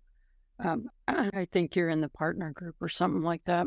Yeah, they will. Like, the only difference there is the price, right? So Brendan explained it. Like, if you're in the VIP group and you're going to sell over 10,000, they might charge you like 8,000, right? Now, if you join the tier 1, that might be 6,000. The tier 2 is now 4,000, right? So whatever it is, but they'll still do that for you in the VIP group. Okay. So if you sell the core 4, is that something I can hand off? I've set that up. Set that up for me. We can hand off the core 4. 100%. Hand off anything, basically. Anything and everything. Like I said the other day, I had a gym. They bought just the DBR campaign in the core 4. Like, nothing more than, like, that was just it. I could spend maybe 4 hours trying to do it, and I can do it. But I was like, I want it, and it's worth my time and energy and money to know that I have it set up correctly. For, I think it's like $1,400, $1,500. What's $1,500 to get it set up to where this guy is going to pay me, every single month, to use it, or every 6 months to use it? Because I'm not going to do a DVR every month, but like, it's worth it. And I had a meeting with Jarrell yesterday, on Friday. And that's what I'm saying. I think he's working on it now. Any size build, you can send it to them. They'll just put it in the ticket system. They'll give you a quote, and then you quote them back. So you're not quoting anything till you come back with the document, right? Yeah, I'm waiting for them. They're building a proposal. Adam and Brendan are building the proposal, but I sell that as the project scope.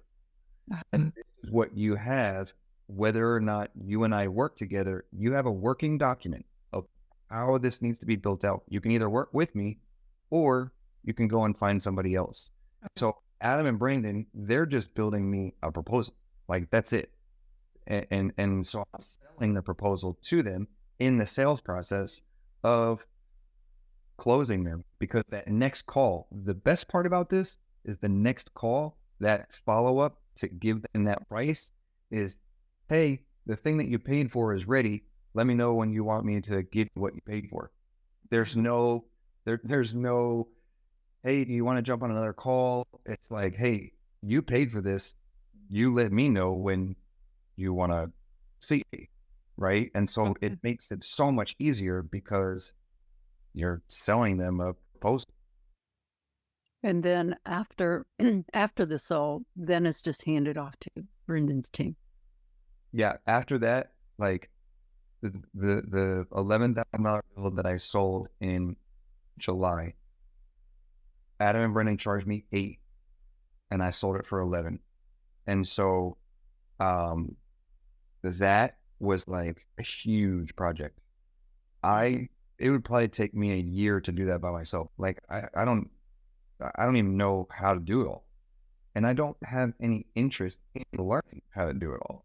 We need to. Like you. Yeah, like you. Like, I mean, and that's why Adam and Brendan are my Michael Jordans, right? So I can speak high level, pun intended, about GoHighLevel to the client and the customer and tell them, yes, we can do this. No, we can't do this.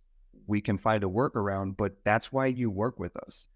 That's why I connect you with my project manager after we decide that we're going to work together, because they're going to come in and they're going to build it what works for you and your business. Like a medical clinic, a gym, they have different POS softwares, right? I don't know what API connection we have to do. Right. Brendan, yeah, he knows how to do it. I don't know how to do it, but I can just say, yeah, we can do that. No, we can't do that. And so you hand it off to them, and that's it. Once they pay me, the only thing I do is I collect the 50% payment when the thing is delivered. So I do like 50% deposit, 50% upon delivery. Mm-hmm. And Brendan will tell me, hey, bro, everything is done. Can you send them the invoice to pay? Or actually, Brendan already has logins to my account, and he'll just tell me, hey, dude, I sent the invoice to them. So just, you'll get a payment, because he sends it from my account, right? Your GHL, yeah. Yeah, Brendan doesn't tell anybody that we don't tell anybody we're a part of GoHighLevel Mastery. I just tell him Brendan is my lead project manager. The client doesn't need to know that. The more simple everything is, the easier the better. There's no question. They don't need to. It's Brendan, project manager. He is on my team. So I do have a question. This has been since I first started watching your stuff. So why use Instantly instead of GoHighLevel for COCA, for code emailing? Yeah, so inside the Lead Gen J video that I put, basically in January and February of this year, Google, Microsoft, Yahoo, if people use that still, they all changed their servers.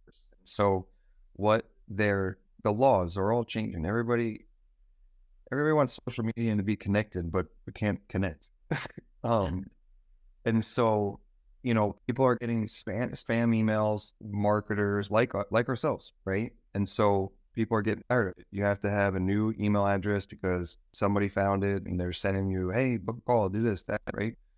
And so what Instantly does is it takes a bunch of different, like, let's say everybody in here, we all bought a domain and we have 3 emails on that domain. We'll say, I don't know, we'll say Teresa.com, Mm-hmm. right? I have thuber@teresa.com. I have teresa.huber@teresa.com. And I have like hubert@teresa.com, right? So I have 3 different variations of that. Mm-hmm. Now, Bob does the same things. Bob does the same thing. For 28 days, it's sending email. Well, for the warm up period, right? It's called warm up. This is what GoHighLevel does not have, is the warm up period. So you don't know this, but you are sending emails to Bob. Bob is sending emails to Scott. Scott is sending emails to I see. for 28 days. And what Bob's email is doing is it's replying to you automatically. So it's going back and building a web to let the Google servers, the Yahoo servers, the Outlook servers know that these are being shared and they're being opened. It'll send links. So the links will be sent, they'll be clicked, they'll be responded to. So it lets Google know, like, oh, hey, this is a trusted email. Now, when we open up an email inside GoHighLevel and a sub account, there is none of that. So I learned this the hard way with my real estate business here in Mexico. I was sending out, when I first got into GoHighLevel, all sorts of things. Join my course. Here's my Instagram. Here's my YouTube. And in my signature, I had like, book a call with me on my Calendly because I didn't know GoHighLevel calendar just yet. I had my Instagram. I had my YouTube. And so what was happening is the Google sees all that. They see like, even in the email, they search keywords. Like if you see like, oh, in some of my emails, maybe you guys see them, but to other, like if you put a $sign inside an email that you've never emailed to somebody, that's a spam word and it'll end up in the spam just because it has a $sign. So what I use, I'm going to show you something. This is important to use for your GoHighLevel account too. If you're sending out emails in a new account, like, so I'm doing a whole bunch of workflows, right? I freelance for another agency and I'm setting up workflows for them where this is important. This is important for you then. I'm going to show you something. Go to this website is called MillionVerifier.com, right? Fine, not go. MillionVerifier, okay? I don't use the search or anything, but at the bottom they have this thing called spam, like a spam checker. So, like, I'm a financial consultant in control of privately owned funds. That's poor. It's urgent, shady, overpromised, and unnatural. And this is what the things are doing. So, like, I have Grammarly on my thing, on my computer. I calculated this email right before. But like, this is my email. This is what I wrote. This is great. The likelihood that this lands in the inbox because there's no spam words in this cold email is good. Now, if I wrote something like, I made $50,000 in 3 months without making calls, right? So now it's talking about money and it's talking about urgency. This just ruined the entire email. Like, so I run it through here to make sure that it's going to land in the inbox. And then what you could do inside GoHighLevel is exactly this. Instead of sending the link, like, click here, it does 2 things. Again, it qualifies the lead, so you're only working with people that are interested. And 2, it saves your email. Can I send over some information? Reply yes. And the balloons always come up when I hit the 2. When I hit 2 up. Reply yes. Now, what happens is if you replied yes to this, it lets the email server know, okay, this communication between Nick and Teresa is good. From now on, you can send any link, you can send anything. So if you get them to reply, now you can send all the links and it will land in the inbox because the person replied. If I sent a link here, there's a good chance that it will go, especially if it's like Teresa.com. Well, that's probably your website, but like nlbuilds.com is my website. that's not registered with Google's SRP or whatever. So if you were to send a file or a video, don't send the landing page at nlbuilds.com/funnel. Send the actual video that's hosted on YouTube, because YouTube is more trusted than your own website, right? And then inside your YouTube video, you can now have a link in the video, say, look, click the link in the description below, and then they can come to your website, right? Yeah. So you're using YouTube or, what's the other hosting websites? I don't know, whatever they are. Those are more popular than our simple website that we just whipped up real quick on GoHighLevel with a brand new domain. That's gonna burn your clients' emails, especially if you don't put it through here. I didn't know this. I learned this from Lead Gen J, and I put it in my course that I made a couple weeks ago. Right. And so that's why I don't do it in GoHighLevel. Now, when someone responds to me, now I can communicate with them and just let them know, hey, I'm going to send it to you from a different email. It's my personal email or my main email. Just be on the lookout. And if it ends up in the spam folder, just reply to me so that I know that you got it, right? And that's doing two things. It's a simple way for you to get the person to reply to you, just to let me know I got it, but it's really helping out your GoHighLevel account with your domain. The more people that you get to reply, then the servers know that this GoHighLevel domain through Mailgun or whatever is actually good. Gotcha. So do you use the yes word as a trigger? Is that a trigger for AI to start, or is this now? No, this is just in my instantly. But yeah, you could make a workflow where if it contains the word yes. The problem that I hate about GoHighLevel with that is if they reply, yeah, sure, please send it over, it doesn't trigger it. Right? Unless you put the tag in the workflow of, yeah, sure, send it over or something. Like sometimes, most of the time, someone will respond yes, or even like the positive intent. Sometimes it doesn't pick it up. It doesn't do it properly. Okay. So, all right, Eris, I'm gonna take Bob real quick, just because you went and Bob's been here, and then I think after that we'll do Bob, Eris, and if anybody else has any questions, put it up, because I'm gonna go play golf after this. What's up, Bob? Hey, how's it going? Good, man. How are you? Good. I don't know if I came in late, but so I understand the gist of everything, basically, in terms of outsourcing to Adam and Brendan, as well as just the idea of doing consultative sales. What I don't really get yet quite is, I hear there's 3 steps. There's a first call, like 15 minutes. You just talked about that. The second call is you're actually going in depth to actually try to build the scope. You then take the Fathom recording. You can send over, those guys can do it. And the third call is presenting what you had. So is that right, basically? I just want to clarify that part first. Yeah. Okay.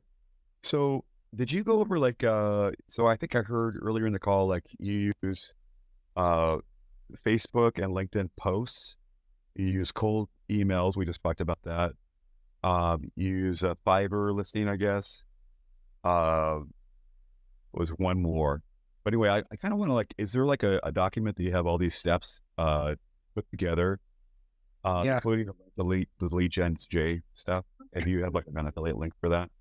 Yeah. So I put a couple days ago, Brendan released Adam released the course that I put together. I think Scott went through it. A couple people went through it. It's like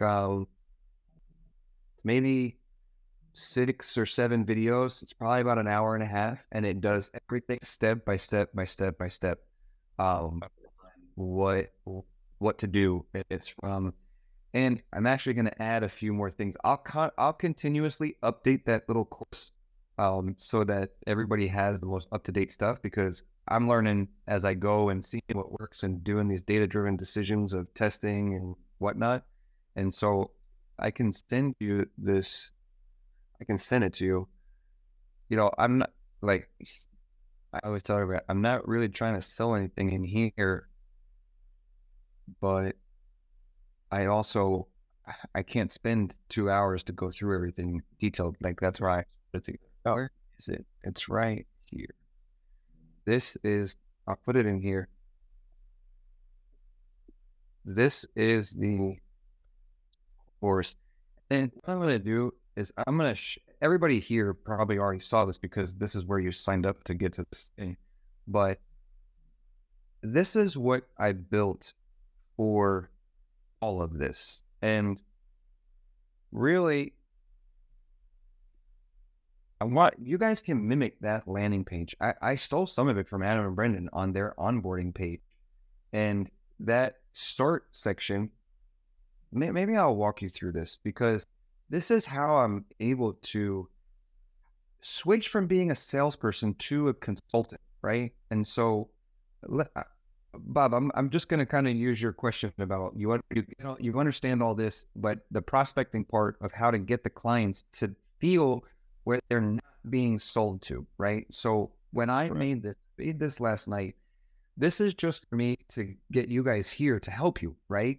And so, yeah, if you guys sign up with EJJ, I will make a commission. I make like $12. I'm not worried about that. I'm more worried about getting on your sales calls and closing $10,000 deals and selling it for, 10 grand and I get 1,000 or whatever.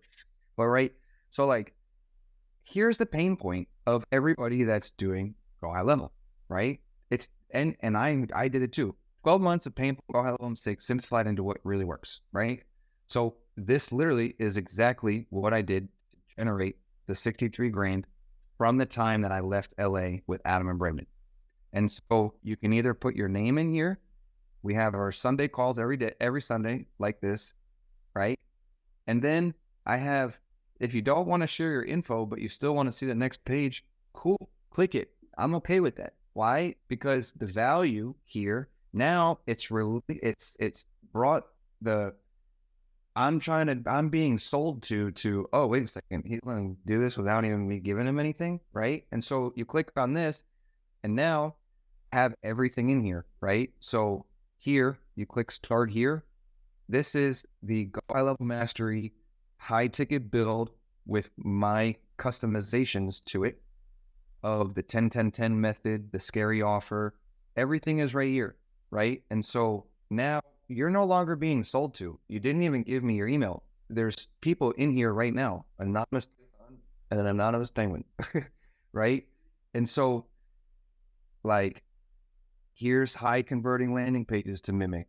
Here, this is a case study I made the other day of how one Facebook post literally made me $1,000 in 36 hours. And I show every single step of it inside here, right?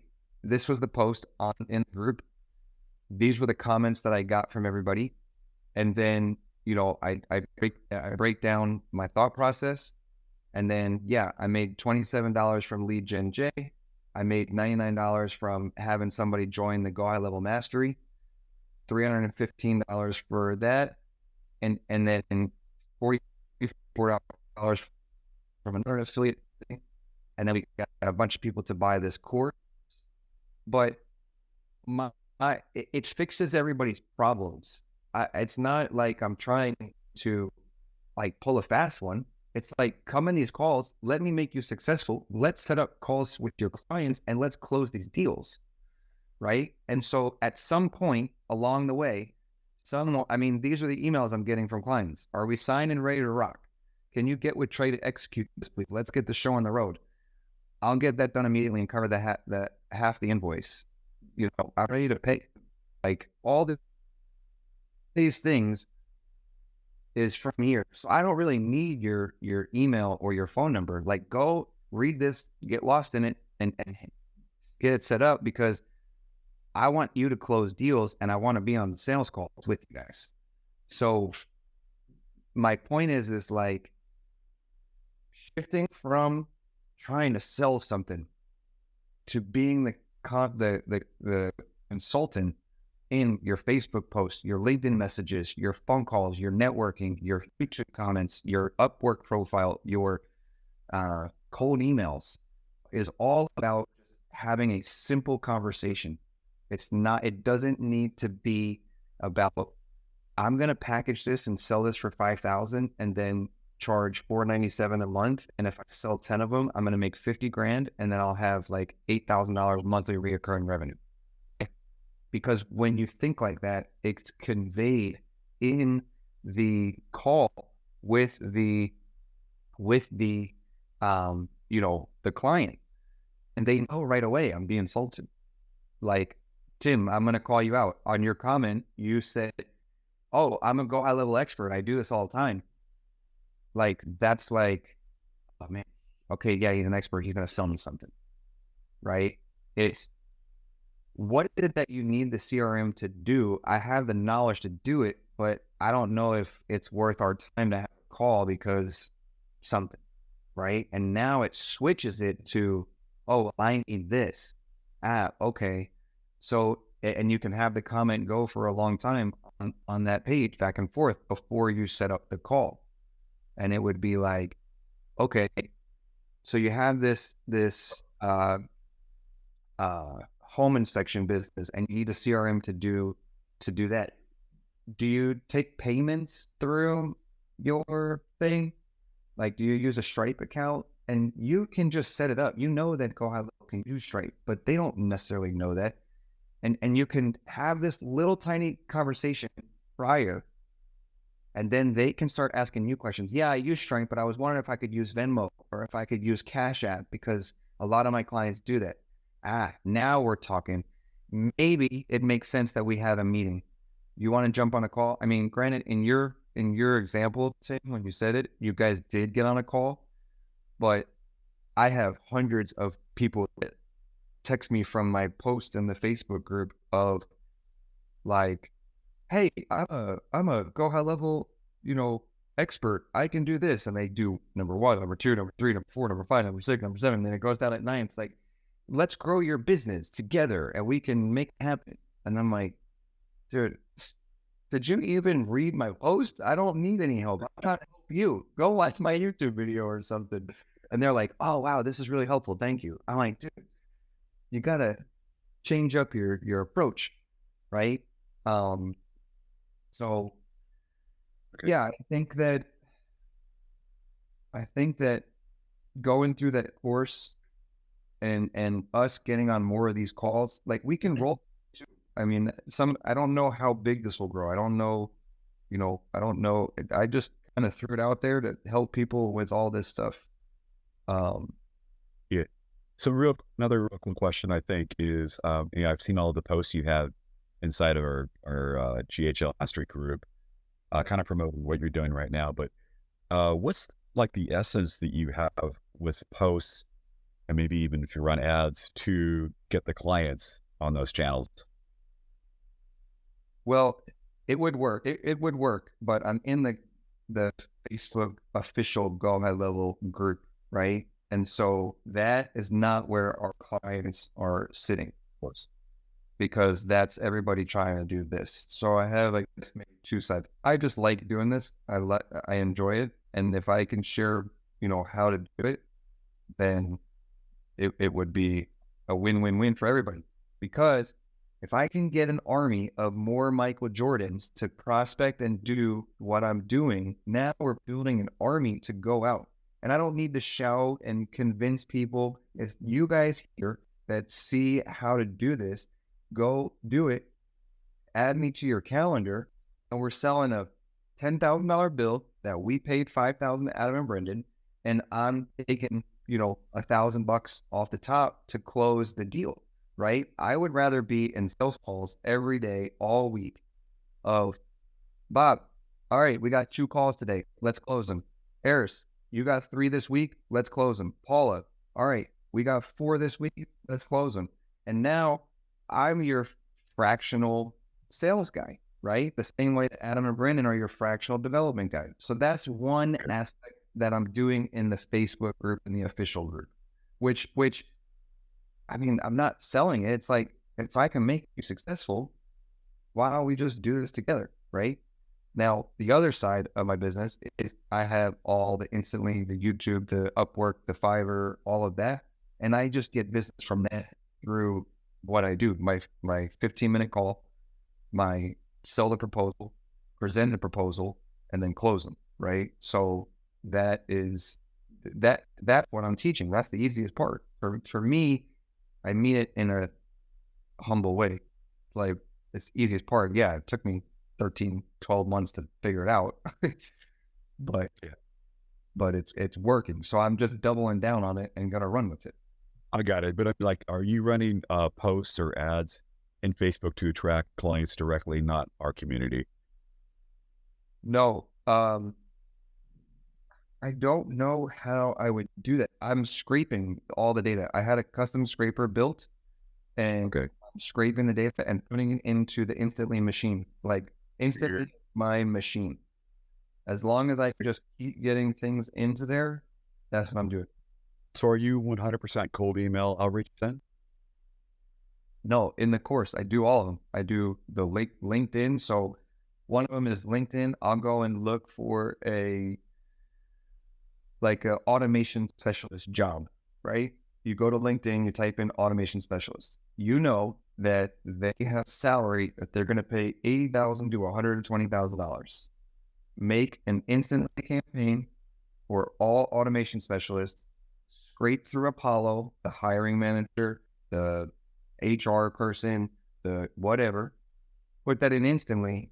Your email is, hey, I saw that you're hiring an automation specialist and you guys are paying, $8,000. Run it through the mail checker, the spam checker first. I have an entire team.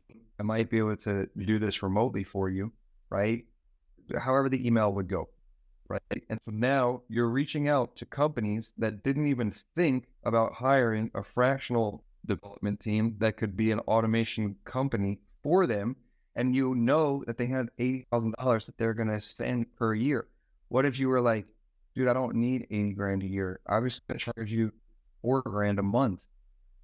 Like, that's, I mean, charge as much as you can. Like, I'm not saying don't do that, but you're being smarter. You're working smarter, not harder. And so you're going where the money's at. The biggest thing is go where the money's at. The instance that I was explaining about the passports, $6,000 to get a passport. There's 300 lawyers just in Italy alone. There's 195 countries. There's a plethora of people that want to get another passport, and they've already done the hard work for you. They're putting their time, effort, and energy into the SEO. So go to the top ranked lawyers. You know that they have money because they're putting money behind the SEO. Those are your good spots. I'm doing stuff on Upwork. I have a profile. I pay for the connects. I go and apply to the jobs. I do YouTube comments. I haven't really done much of that just because I have a bunch of people coming in that I need more people like you. Okay. I mean, you said you did 86,000 in that first month. I mean, it sounds like this guy's a limp. We did 63,500 since September, or since when I left Los Angeles. Okay. Now, those are closed deals. We closed them, right? I do the 50% in the beginning and 50% on the deposit and then the delivery. So in December, or the second half of that payment hasn't been received, but we're in the middle of the builds. So I'm counting that at that, right? Because we have a contract. We're in the process of building it. Upon delivery, I'll receive the remaining 50%. Understood. And you're also giving your cut to Adam and Brendan. So it's not all profit. I understand that. But I mean, I guess the point would be, it sounds like the sky's the limit in terms of how much you can scale. I mean, doing this process with lots of posts, lots of ads, I mean, you could easily get up to 100K a month, probably, right? Yeah. I mean, that's the goal is, so I had a conversation with Adam and Brendan about this the other day. They hired my cousin Seamus. My cousin Seamus is working with him. He's the project manager, one of the 3 or 4 project managers. And so I was asking him, like, if everybody that watches our content, that takes these courses, that starts doing what we're doing, what happens when we scale this and now you guys can't fulfill it? And so what they're working on is like a what's it called? Like a certification where they'll run people through a 9-week course to build them up to where they operate. So they'll have all their SOPs, all their nomenclature, how they work inside GoHighLevel, so that when we get more clients, they run them through a certification to where now, okay, you know, Seamus, you are managing 5 developers. You know, Diego, you're managing X amount of developers. And so as we grow, they start growing and they're able to hire more people and have the systems in place. But here's the thing, that's my Michael Jordan. If I had to figure that out, I would not be able to go and sell. That's their problem. It could be my problem if I keep selling, but how do I fix that? I turn off the sales and I just say, listen, we're backed up. And what can that do?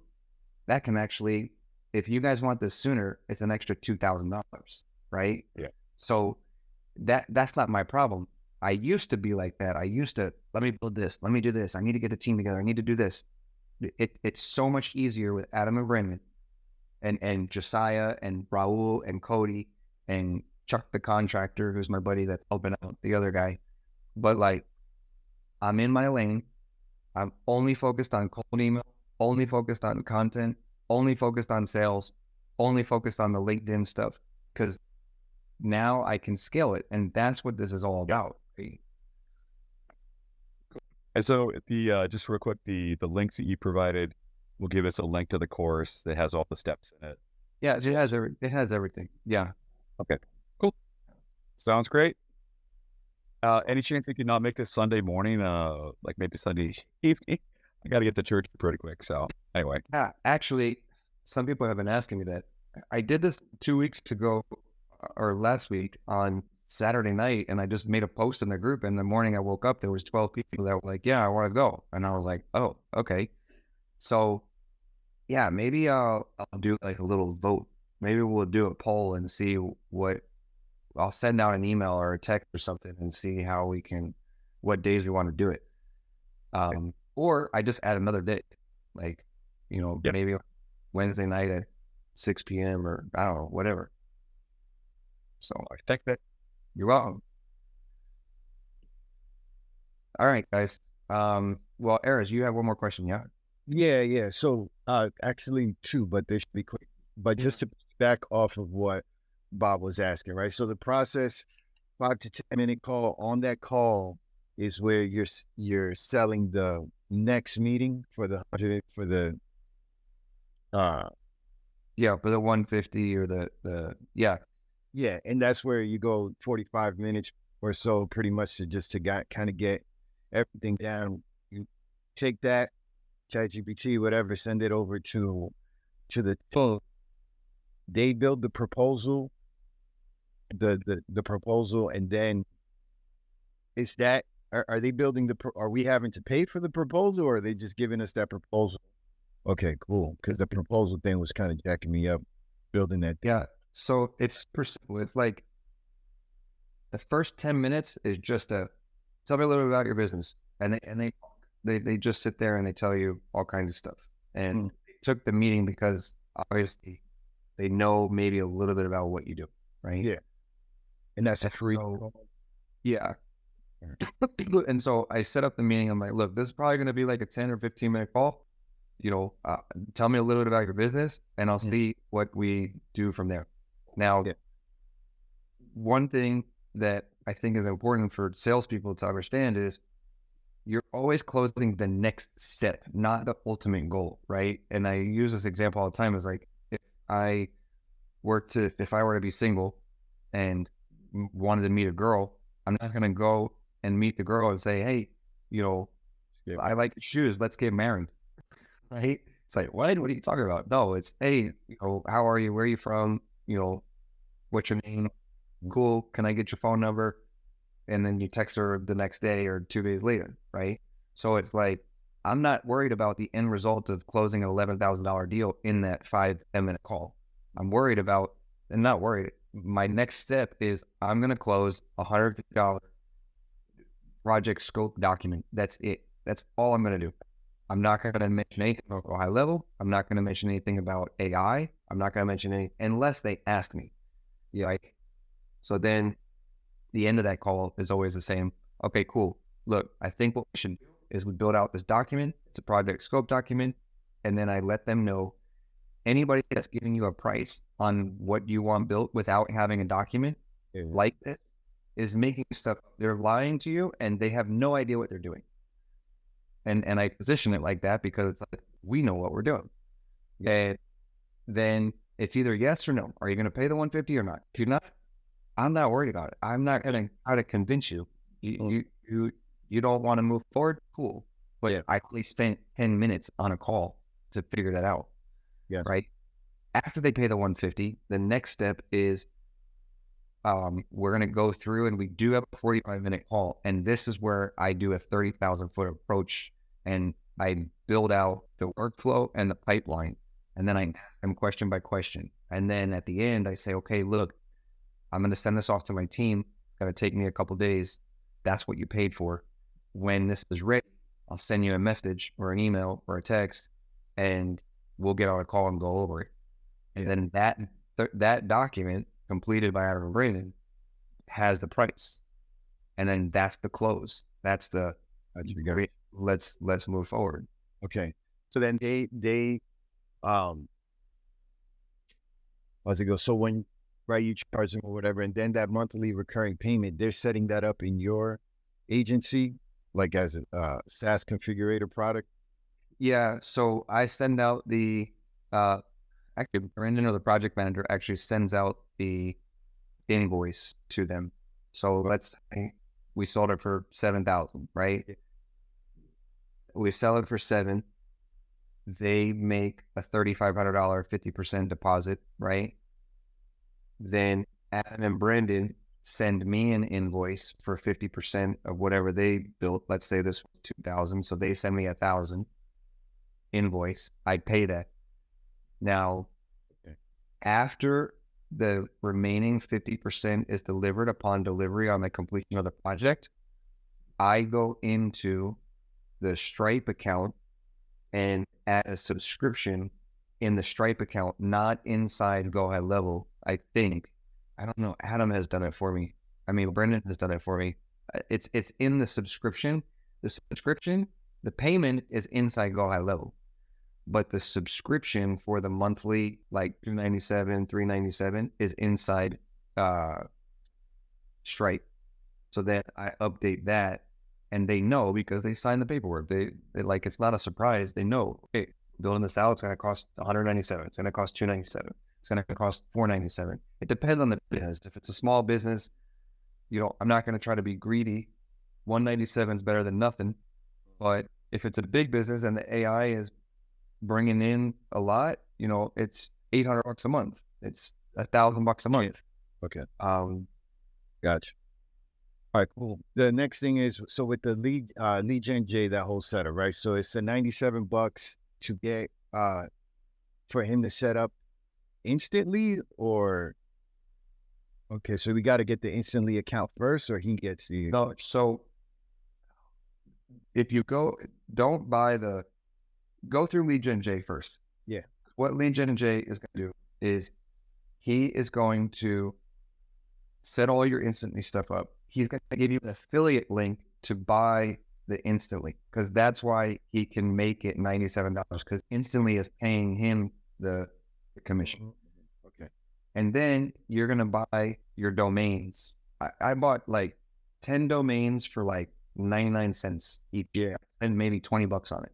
Now, next year, it's going to be probably $14 a thing, but it's okay. I got a year worth of setting up the account.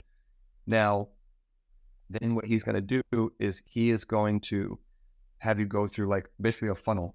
It's, fill out your information, give us the passwords. And what they're going to do is they're going to buy through Google Workspace, the Google they're going to attach your domain to the Google Workspace. But by going through him, you only pay $3 per email instead of $5. So you save money there, which it does add up when you have 30 emails at $3 a piece or 30 emails at $5 a piece, right? So that's kind of the benefit for him to do it.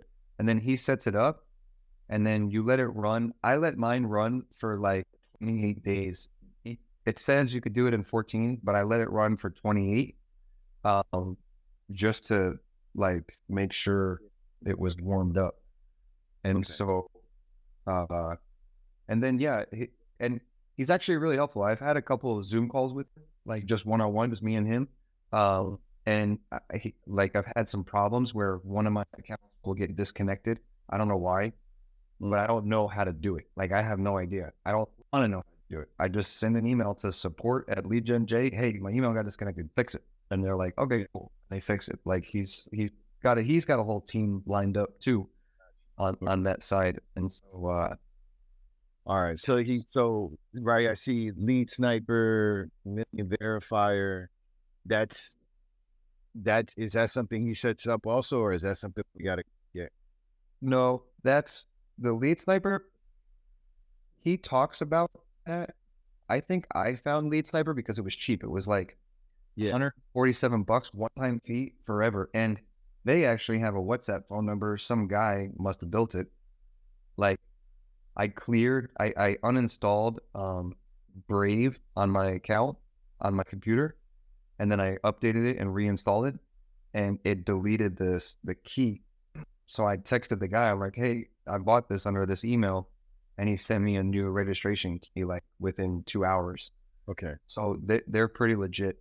And then that LeadGenJ is not going to set that up for you. What it's just to add, it's an extension. It's very easy to use. Yeah, and then MillionVerifier is, again, super simple. It's $37 for 10,000 emails to verify. Like, let's say you put 1,000 emails inside and 400 of them were either risky or bad. You don't pay for the 1,000. You only pay for the 600 that were good. You only pay for the good emails. And he mentions in there, like, you can go to AppSumo and buy like a lifelong deal that they have from those companies, like their startups that they need funding. So they say, hey, we're going to sell this for, $40, $49 a month, but it's a one-time fee right now to use it. The problem with that is that they don't have the most up-to-date information when it comes to email verification. So he says, either use Apollo or Instantly. It's a little bit more expensive in the app, or just go and use MillionVerifier. 10,000 emails for $37 to make sure it lands in there, and you're landing a $5,000 deal. I don't care. I'll do that all day. Gotcha. All right, cool. Yeah, Dane, just last thing real quick. So my wife, she knows a lot of people, and they always asking her, what does he do? What does he do? And I'm like, just tell him I'll automate and integrate stuff, for businesses. And she's like, they're not getting it, so I'm like trying to figure out what to tell her, so I can start the conversation with them. I help business. It's always about money. So I help businesses make more money by putting AI into it, or it depends on what the business is. I help businesses make more money by saving time for them, to allow them to go play golf, allow them to go spend more time with their family, because then that triggers a question. Well, what is it that he does? Like, what do you mean? How does he do that? He uses AI. So like, she could even say, this is what I do is, you have like Calendly, like, do people book calls with you and they have to go through the Calendly and they click your Zoom link and they're like, yeah. And then how does that booking get sent to your email? Like you use something like Zapier. Do you know what Zapier is? And they're like, yeah, that's exactly how we have it set up. I'm like, why don't you just have it in one system? And they're like, what do you mean? I'm like, oh yeah, you're doing a bunch of like convoluted things. I mean, it probably works for you, but like, there's a way that all this stuff could work seamlessly where you don't have to copy and paste something and do something manually. And then they start asking you questions, right? Yeah. And then that's where it changes from a salesperson to the consultative person. Like you kind of always leave it like almost like a little bit of a wonder, like, you know, yeah, I help businesses make more money. It's not a big deal. What do you mean? How do you make more money? By integrate like AI into stuff. You heard about ChatGPT. Like we use ChatGPT in your business where we teach it everything about your business, and then it schedules your calls for you, and it manages your calendar. And they're like, how does it do that? I have ChatGPT on my phone. Yeah, well, that's what I've been building for the past 10 months. Like this is what we do. Yeah. All right, cool. Is this being recorded? Like, can we end? Yeah, I'm gonna upload it to YouTube later. Okay, cool. Sweet. All right, man. That is all, man. Appreciate your time. All right, cool. Katie, I'll do you last, and then I'm gonna go play some golf.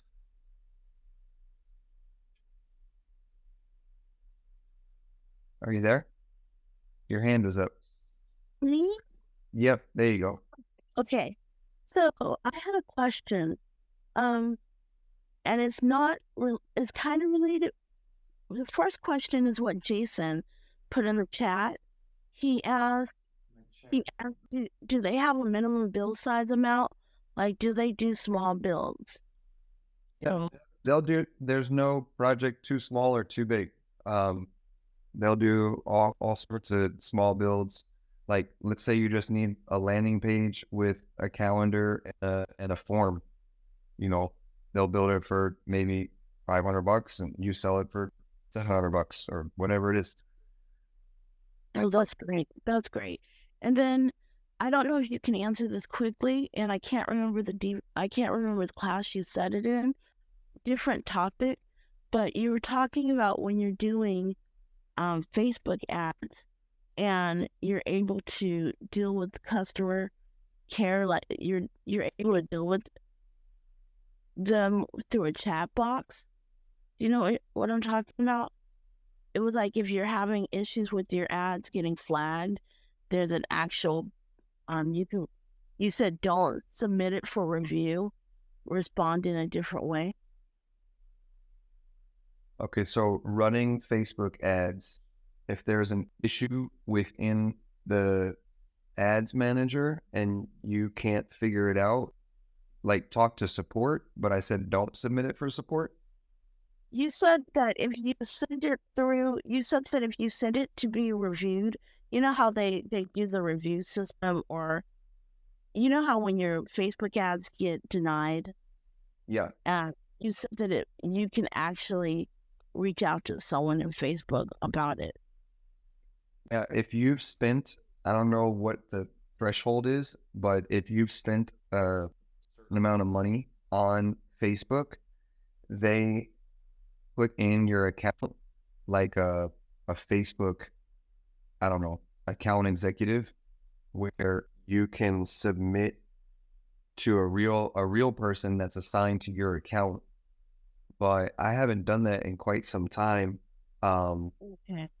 But it does happen after, I don't know, maybe after you spend like $10,000, or because I probably only spent probably around $10,000 or $15,000 in Facebook ads, and that was like for clients. It was in my account, but it was their money that we were spending, and that's when I realized Facebook ads are not for me, and I don't want this pressure.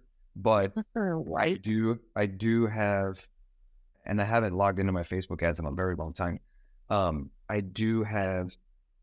remember I had an option to speak with somebody, and sometimes they keep emailing me like, hey, you know, do you want to continue running your ads? Like they want me to spend more money.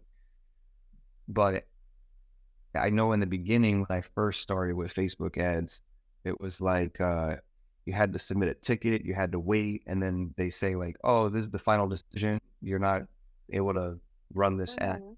And it's like, well, what the hell? Can you tell me what was wrong with it so I can make another one so I don't get suspended? Yeah.